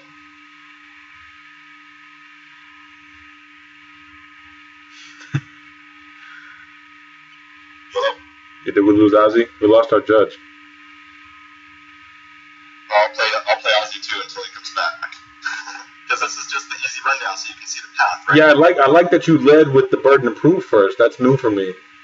Well, I mean, I normally don't, but there's more than one ways to skin a cat. Right. So it'll be like, yes. Basically, the judge says yes this whole time. I think our judge is back. Okay. Does the prosecutor have the burden of proof in these courts, these traffic misdemeanor courts? Yes, he does, sir. Yes. All right. And I assume that you have a right to a fair and meaningful hearing in this misdemeanor traffic court. Well, is that right? Yes. Sure, sir. Sure, you have a fair and meaningful hearing here today. Oh, thanks. I thought so. You know, some people tell me I might not, but you look like a honest judge. I'm just trying to say that. Do I also have the right to a fair and meaningful hearing? Yes, you do have a right to a fair and meaningful hearing here today. Okay. You have a court certification. Okay. Thank you. I'm just about done. Just a couple more, just like that, Judge. I do enjoy the presumption of innocence in this courtroom here today.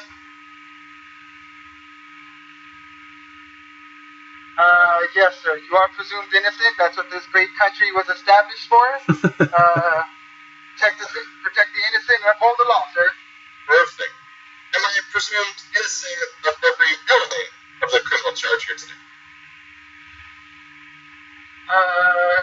Yes, sir. Yes, you are presumed innocent of all the elements of these charges here. Right. That makes sense to me, too. I thought so. Is jurisdiction one of the elements? Is jurisdiction one of the elements?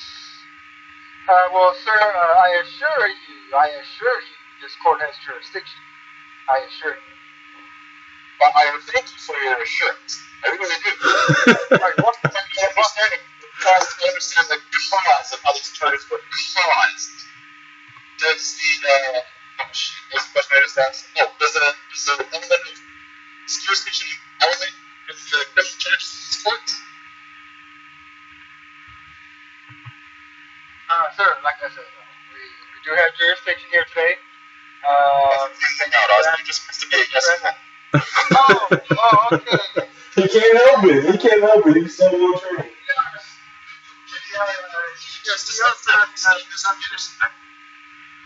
We are having a presumption of innocence here today, yes. And jurisdiction is one of the elements.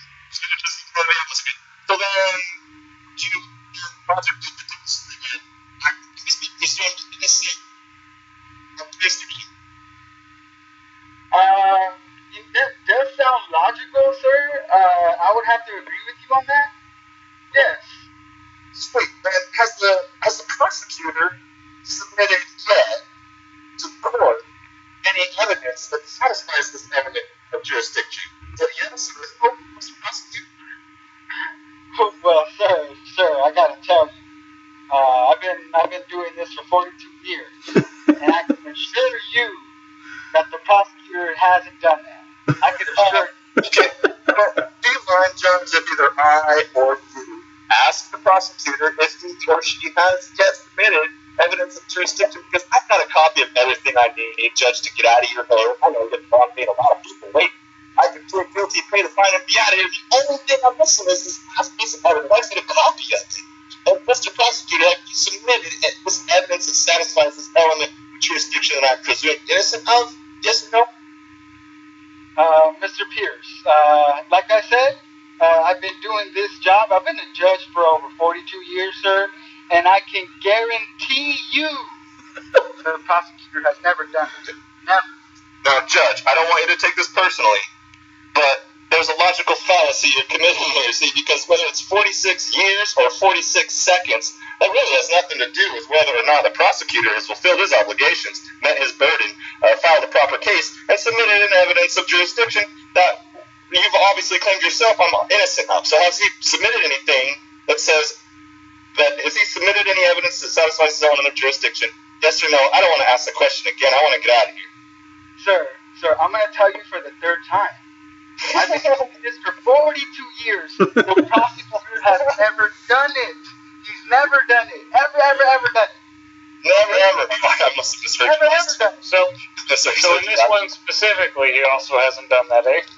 Well, your answer would be, Mr. Prosecutor. The prosecutor would be like, no, or the judge would say no. Anyway, then he'd be like, okay, well, there's no evidence that satisfies the jurisdiction. I mean, if they'd like to you submit evidence later and refile charges, that's fine, because they may find it. They may have it for all I know. But until they do, I move for this case to be dismissed on the ground that the prosecutor has failed to file a proper case and has not submitted yet evidence that satisfies the element of jurisdiction, sir. Well, I have been doing this for 42 years, and I don't know why I'm doing this, because, it does sound logical what you're saying, but, I'm feeling a little frisky here today. I'm going to go ahead and grant your motion and dismiss you. Thank you very much. Remember, it's not your motion that I'm dismissing it for, just because I feel like it. Yeah, just so you know, I just want you to know, it's not because of any of these motions or any of these arguments you're bringing into court here today. I just want to let you know that. Okay? Yeah, that's a key difference, because if you file motions, which is the recommendation, the judge knows well what's coming. He knows he's got a game, he's got a player on his hands. But if you don't file motions and you end up, for whatever reason, just going in there and then firing off this stuff, he's not going to see it come in. He'll probably get frustrated. He might get a little more aggressive. But won't be as prepared, right? He won't have some tactic plan that he's going to plan on using. So it's just kind of a toss-up. But generally speaking, it's because of the factor that you may always get a dismissal in the quiet dismissal in the mail. We mail those documents in just to let them know, stop wasting our damn time, or this is going to be one hell of a fight, and an embarrassing one, too. Oh, boy, here's some YouTube channels that prove it. Good luck. Good luck beating it when no other court in the country has. Good luck. In so many words, that's what you're saying without saying. Anyway, that right there to end is it from start to finish, if it all went our way. Because sometimes judges do let certain things go. They let yes, laughter, responsive. And sometimes we're like, oh shit, what do I do now? Nobody's ever said yes to that. Where is it I'm going? And I wanted to go through this real quick so that you know, before we develop a ton of problems in your face at role playing, and if all conditions were ideal, that is what it would sound like. That is the path that we're all pretty much using, more or less. Yeah. Now, I was nice to I'm sorry. No, I just said 4 or 5 questions, move to dismiss. Right. Okay, now, Joe has his 5 questions, right? Joe, he got his 5 questions. Those aren't my 5 questions, right? But that's not saying that Joe's wrong, because Joe's right. It's just that I don't bring up the elements of jurisdiction. My 5 questions are: am I presumed innocent? Do I have a right to a fair and equal hearing? Do I have a right to be informed as to the cause and nature of these proceedings? Does a prosecutor hold a burden of proof in these proceedings here today? And has a prosecutor presented any evidence establishing jurisdiction in order to drive me into court here today? Yep. That hits all the key components. I mean, I forgot the one I should have asked, cause and nature. And I think I skipped fair and meaningful. I would throw those 2 in for sure. Yeah. They're core. I mean, they're straight up out of the 6th Amendment of their own. No, you hit that. You hit fair and meaningful. You did. Oh, okay. It just points out their hypocrisy. That people point to where it said, they know it's in the 6th Amendment. And so if they say no, they're kind of screwed. But if a prosecutor committed jurisdiction, would it not be proper procedure for you to just dismiss this case now? Because then, or ethical, would it not be ethical to just dismiss this case? Yeah. But we want to get the because you're asking 2 questions at one time, right? So you want to ask 1 question at a time. Let the judge answer it. Has the prosecutor presented any evidence, right? Get him to answer it, and then if they say no, or they're probably going to say no. But let's just say they say no. Then wouldn't it be ethical to dismiss this case, until evidence has been submitted? Right. You don't want to ask multiple questions to the judge, because what the judge will do is just pick out the easiest question that he wants to answer and answer that. Right. Okay, but if you point blank ask them to dismiss the case based on an ethical or moral point, then, don't they kind of have to say yes? Other people are watching. They say no. Okay. They're not giving you fair.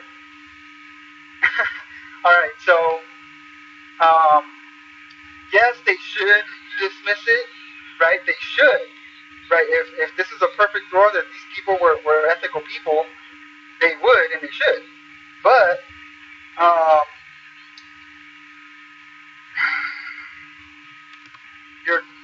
you're not. You're not going to convince a judge. I mean,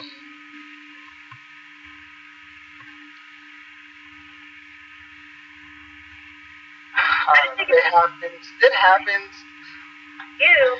I'm not trying to say it does. It's the that it was ethical for him not to win the case right there.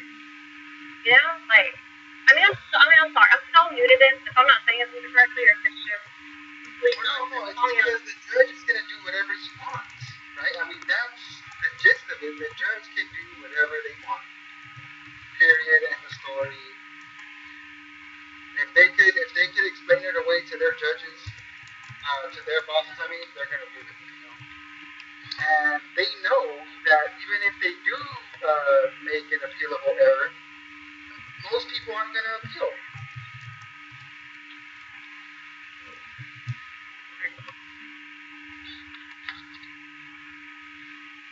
If more people appealed, right, then maybe these judges might be a little bit more ethical. But to them, they don't. There's no incentive, or there's no real penalty for them to act the way they act, because they know if they just pencil whip this through, chances are that you're not going to appeal it. And if you do appeal it,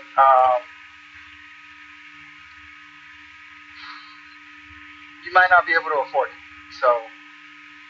So an appeal does cost money. You're saying that there's not a waiver fee for those fees? I mean, there's ways to get around it. Ask Gabe, ask Ginger, ask a couple of these guys. They've done it. But, I mean, like I said, most people don't know.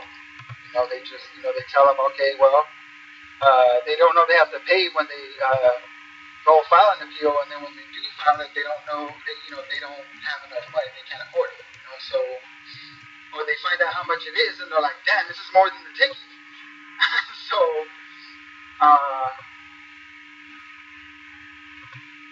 it's almost like, I heard somebody say a couple of days ago, it's almost illegal to be broke, man, or to be poor. Right.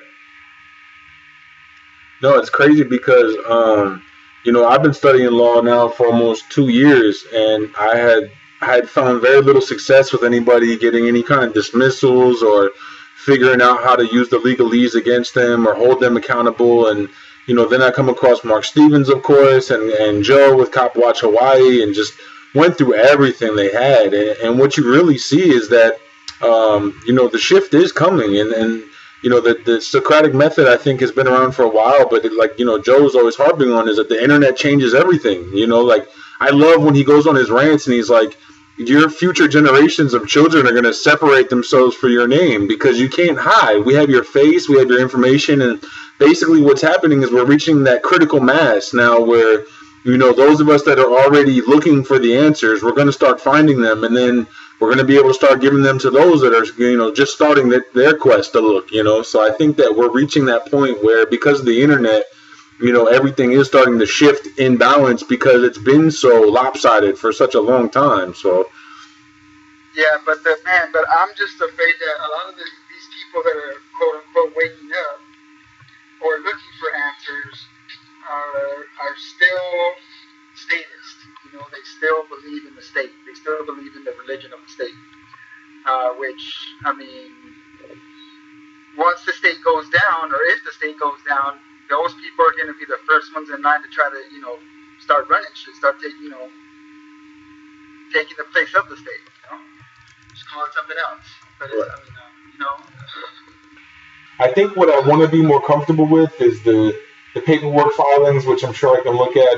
You guys said you go to Mark Stevens to get those filings, and then also, how you railroaded me and you basically entered a plea for me. I think that happens more often than not, especially in certain places more than others. Like Joe said, he's in a small court in Hawaii, whereas I'm out here in New York City, where of course they have millions of people in and out there every day, so you're more likely to get railroaded. So just kind of what to do in that situation where, maybe the appellate court is the best thing, but I mean, the judges know that ruling from the bench is not a good practice. So I think as long as you're objecting for the record, then it's already you're kind of making somewhat of a leeway there. But yeah, the thing is, when you're dealing with like a judge that's going to railroad you, I mean, you really have to.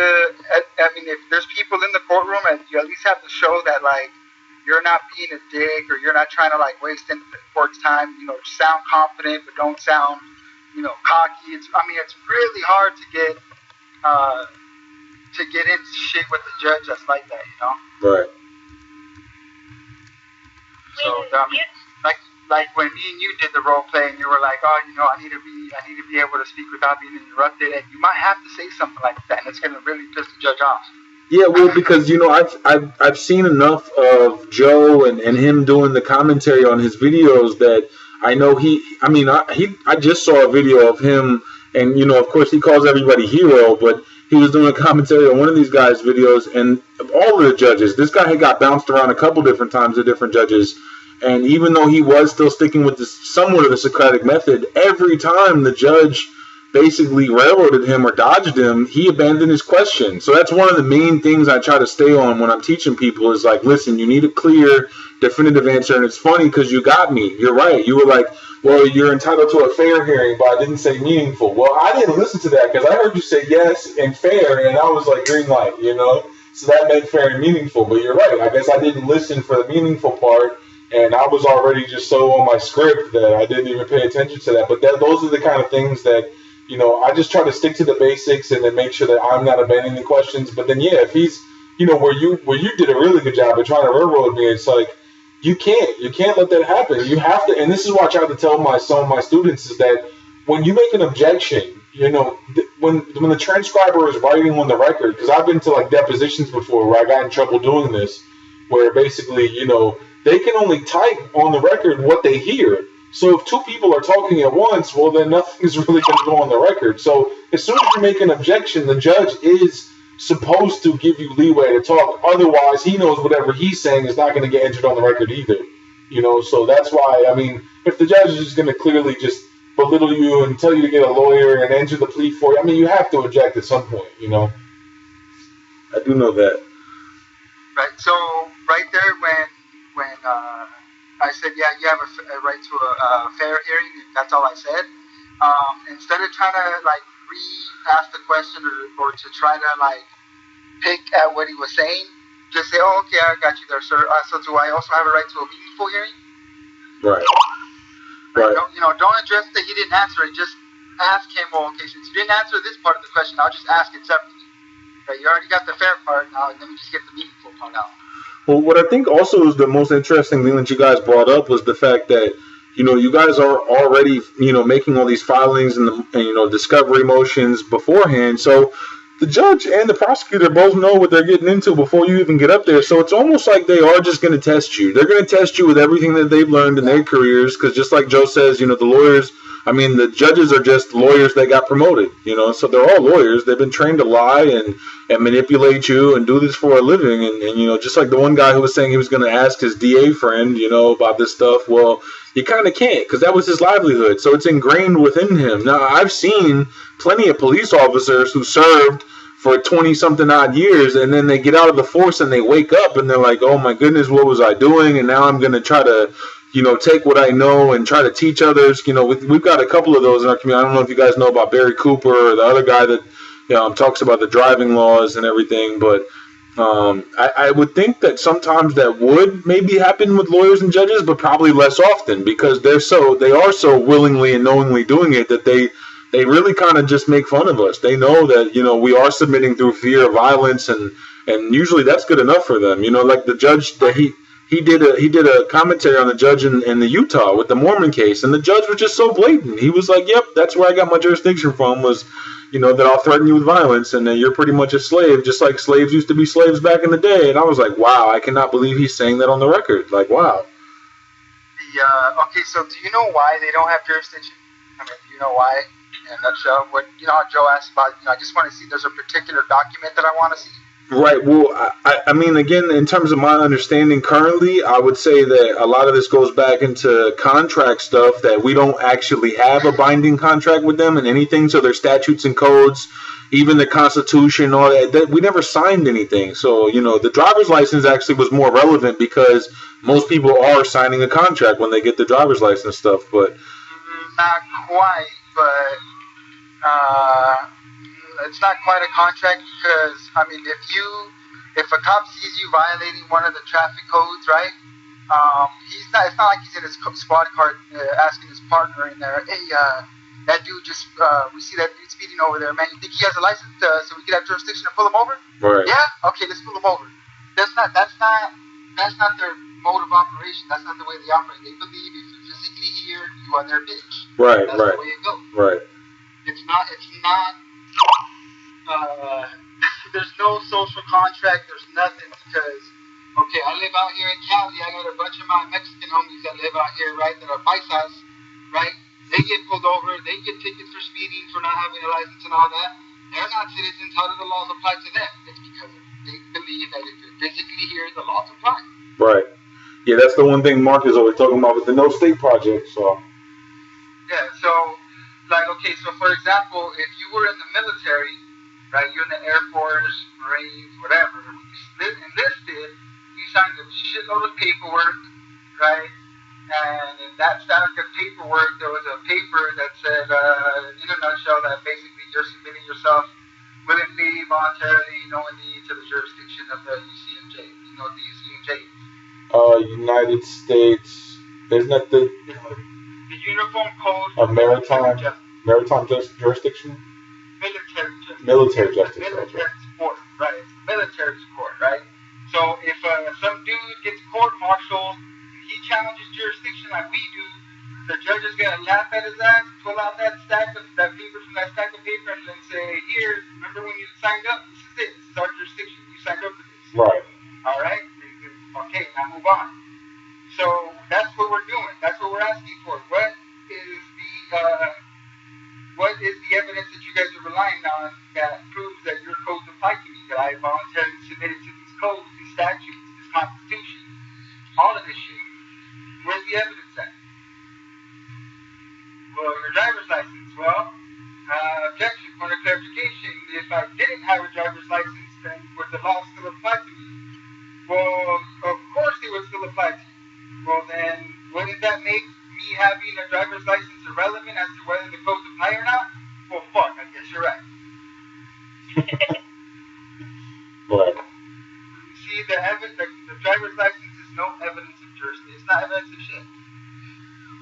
Yeah, that's why I've been trying to just stay on the point that at the minute that you enter the plea, that's at the point you're going with the proceedings, and they are going to just go ahead and go with jurisdiction over you. Though I would argue that since jurisdiction, you can challenge it at any time. Though I wouldn't advise anyone to enter a plea that, let's say someone entered a plea of not guilty and then finds out all this stuff later. I would still think that it would be relevant at any point, but I would say that, again, I wouldn't advise anyone to enter a plea because you can't, because it's not informed. You're not informed of the elements of jurisdiction.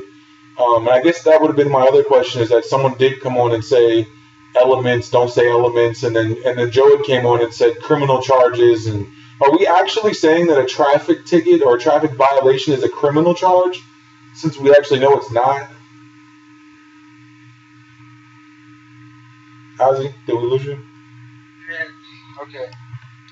No, there was a nuanced difference between what Joe said and what you're hearing, what you're inferring that he said. And you said, do I have the right to be informed of the elements of this complaint? Right. And Joe was saying complaints don't have elements, which isn't necessarily true, but we don't use the word complaint, we use the word allegations or charges. Yeah, I said alleged complaint. Accusations or allegations. Okay, so just stick to allegations. I said alleged. In my script, I wrote alleged complaint. So just stick to allegations. I just figured all of it was technically a complaint as opposed to technically being a crime or not. Well, there's no victim in so-called traffic court, so So isn't that why it would be a... Okay. So a complaint is still a victim as well, just like it's a criminal charge. Right. Okay. So, but it is safe to say charges. These alleged charges. We can say charges. They're always charges. So. Well, charges, allegations, accusations. Because all the, I mean, really, all the ticket is an accusation. They're accusing you of violating this code. Right. It's an accusation. Right. That's all it is. And all we need clarified is how does the code apply to me? That's it. Right. What evidence does this court rely on that the prosecutor has submitted, that the prosecutor should have submitted before even dragging me in, or before giving me the summons? What evidence is this prosecutor presenting that you're relying on to drag me to court here today? Right. Now, Ozzy, when you clearly took the gloves off, like you guys like to say, and when things just went all... I was being nice. Oh, you were being nice. You were entering a plea for me. That's not nice. That's standard. Right, at least you didn't threaten me with contempt. You're right. You didn't threaten me with contempt. You didn't threaten me with the jail right then and there, so you're right. Because I actually had a whole little paragraph just dedicated to getting threatened with contempt and everything, so... And really, if I could have, I believe you said I want, did you say my intention is to be guilty? Because I could have sworn you didn't. I would have been, okay, I'll take that plea then, right? Well, what I was saying was that my intention, what did I say? Let me see. But, well, the important thing is that it's very important to say that it is my intention here today to plead guilty. Not I want to plead guilty. Right. I intend, future tense. Today, not right now, today, not next week, not another court date, today, just not right now. I just need to be informed of, I need to be informed of new clarifications before I can make an informed plea, like you were saying. Right. Was it Ozzy? Yeah. Okay, sorry, dear. Was saying, I think you said something about you wish to plead guilty today, and Ozzy did come back to you. So was that you wish to plead? I do not want to, you never want to say, I wish, I want to. Don't say that. Say, my intention is to plead. Has a judge ever threatened you to be in contempt of court if you don't enter a plea? Oh, yeah. Well, okay, with mine, he didn't really threaten me directly. He just kind of told me this little story on how he put this dude in a mental ward, and he's still in there 6 months later for making the same arguments that I'm making. So how do you plead, son? So it's not, they don't have to directly threaten you, like they, with contempt or with otherwise, it could just be as simple as telling you a little story. They hold no water, right? I mean, they can't. What do you mean? If he wanted to, you could. If I would have kept on pushing. Oh yeah, they'll throw you in jail right then and there for sure. And you enter a plea of like no contest under duress? Say that, or do you just plead no contest? Yeah, don't plead. Just don't plead. You can't plead, right? Because you can't enter an informed plea without understanding jurisdiction. If the judge starts threatening me with contempt, or he just starts, you could say something like, well, sir, it seems that I'm not going to get justice in this court here today. I am going to make an involuntary an uninformed plea of not guilty. And nice. Usually, well, I don't want to say usually, but hopefully that'll get the judge to back off and get back to your clarifications, because they want to get the little checklist box checked off, right? That you made a voluntary plea, right? That's part of one of their little check boxes. So if you say something like that, I've heard a couple judges tell the defendant or the alleged defendant, "Oh, well done," and then just keep on playing the little tango that they're playing, They're trying to put you in a mental ward. Well, he basically said, when I asked, because, if you've heard Joe's, it's on Cop Watch, but basically, the judge starts telling me this. When I asked him, has the prosecutor submitted any evidence to establish jurisdiction, his thing. The judge says, well, there's this guy, about 6 months ago, he came in here making the same arguments you're making, son, but you're too smart for that. I know, you're not too smart for that, but, yeah, he's making these arguments, these jurisdictional arguments, and, he's in a mental hospital right now, about 6 months ago, and, yeah, he's still there now. So, how do you feel? It doesn't have to be that direct. Yeah, Joe had a video he had posted, I want to say a couple months ago, where one of the guys was trying the Socratic method, and he was trying to get a clear answer on the jurisdictional claim, and I'd say he stayed relatively calm and tried to change his questions so as not to irritate the judge, but the judge actually did hold him in contempt and throw him in jail right then and there, and Joe talks about it, how he went to jail and basically got strip searched, and that's something he's not going to stand for. It's just crazy. You don't see it a lot, but it does happen. Yeah, and he was kissing his ass the fucking next time he saw him. Fucking kissing his ass. Who, the judge? Yeah, man. Wow. Dude, see, the judges, they don't, especially when they know people are watching, man, the judges know exactly what they're doing. The judge knew exactly what he was doing when he did that shit, right? He knew exactly what he was doing. So, when we found out, see, I don't know, this could be totally irrelevant. It could not have nothing to do with what happened. But when we found out that he got held in contempt, and we found out within like 10, 15 minutes of it happening, we started making phone calls to the court and to the jail. Right? So. This is in California? No, this is in Oregon. Oh, wow, okay. But I'm calling from California. Yeah, I just left California, so I thought that's pretty cool that you guys were in other states and still calling. So, magically, the judge tells this dude, it doesn't matter whether they find you guilty or not guilty or something like that. You're going to go to jail either way today, because he just held him in contempt, right? So, magically, the judge, after we make these phone calls, I don't know if it's relevant or not, but we made these phone calls, we started fucking raising shit, and some way or another, the judge changed his mind. That's crazy. I'm not going to work my questions properly because my arraignment or whatever is at 1, but I got to pick up my son at school at 3, so I can't be thrown down or sent to a mental. Okay, see, that's why you're here, because you're going to be able to learn how far you can push it, right? There's some dudes here that you're like, how in the hell have you not been held in contempt? You know what I'm saying? And there's other dudes where, like Dave, where you're like, how in the hell did he get held in contempt? Right. So you never know. It's up to the judge. But all we can do is help you see the line. Hopefully you'll be able to see the line and not cross it.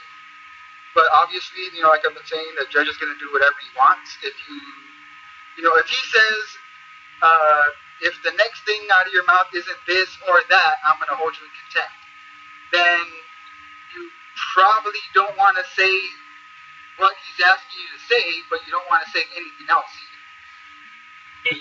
Right? You should just shut your mouth. Shut your mouth. And say nothing. The judge is going to stand there and be wondering why you're not saying nothing. He's going to be thinking that in his head. He's going to be like, Mr. So-and-so, are you going to say something? You're going to shut the fuck up. You're not going to say nothing. And Mr. So-and-so, are you going to speak? And then that's when you say, Judge, Mr. Satan's speaking. But Ozzy, I wanted to bring up something since it's kind of still on the same point of what she's asking about, and I think that actually happened in one of the videos where there was one of those little moments of silence because of the threats, and even so, I think more so, Joe had did a commentary where the guy from New Hampshire, Free King, Ian Freeman, he had Mark Stevens appear as like a legal assistant on the TV screen. But then he fucking bitched out as soon as Mark left. He fucking went right back to his fucking bullshit status argument bullshit. But I think that I think this had came up one time. I don't know if Joe was doing the commentary on one of these videos because it was separate from that one. But what ended up happening was basically saying, like, one of the defendants was like, listen, obviously I'm not going to get a fair and meaningful hearing today, and you are ruling from the bench, and I'll take this up with the appeals court, and then just walked out. Now, I kind of wanted to bring this up because I don't think walking out of the courtroom without entering a plea, if clearly you're not going to get, if he's threatening you with violence, if he wants to enter a plea for you, I don't think walking out is a jailable offense, and I think that sometimes it might be. It isn't a jailable offense. If the judge wanted to be a prig, which he probably will, he'll just say that you never showed up and found a failure to appear. Yeah. Right? Yeah, that's what I was going to say. I mean, if it comes down to it, where you're being threatened. Well, yeah, if you're being threatened, I would say the best thing is silence. I mean, it's not the end all be all, it's not going to save you, but, I mean, best advice, just, if you're going to get threatened with contempt, if you don't say this or if you don't say that, or, anytime he brings up the word, if he says anything like jail or anything that implies contempt, you gotta, unless he's directly threatening you with it, you need to call it out. Yeah, right, address the gun in your own. That's the one thing that in the role plays, it isn't addressed. Have you heard of the 1, 2, 3s? Yep. Okay, so you obviously know that it's very rare. I mean, Joe does a great job of doing it, but everybody else that I hear, for some reason, doesn't want to emphasize number 2. They'll bring up number 1 and number 3 all day, every day, but when it comes to the gun in the room, understandably so, I mean, you don't bring it up. Yeah, and I think that this goes back to the psychology of what's going on because, it's funny, me and my girl were very peaceful people, but, when she got pulled over, when she got her little traffic charge, I was very calm, and I asked her, I said, now notice your blood pressure, notice your stress levels. Do you naturally just feel stressed out by being pulled over on the side of the road by a man with a gun? And she's just always very zen-like. She doesn't really let anything rattle her. She actually was married to a cop. She knows how the system works, and she was still, it was kind of nerve-wracking for her even then. And that's the same way it is in the courtroom, right? You have a judge, you have a prosecutor, you have a bailiff, and especially, sometimes when you start doing this stuff, they'll send the bailiff to stand next to you. And so it can sound mentally good in your head, but to actually go through the motions of being like, hey, objection, you don't need to threaten me. Are you threatening me? It's different when you're actually doing it. But yeah, I think that it is. I'm even talking about in the role play. Yeah, right. And it's like, dude, if you don't bring it up in the role plays, you're definitely not going to bring it up in the courtroom. Right. You're not. So I always encourage, like, it's always good, I'm here under threat of arrest and coercion, I'm here under threat of violence. You always want to bring that up. Let the judge know, like, hey, I'm not here under my own free will. I was forced to be here. Right, like, I don't want to assume that you're part of this charade, but, I'm only here because everyone else threatened me. So are you going to, are you going to join that party, or are you going to be a neutral party like you're supposed to,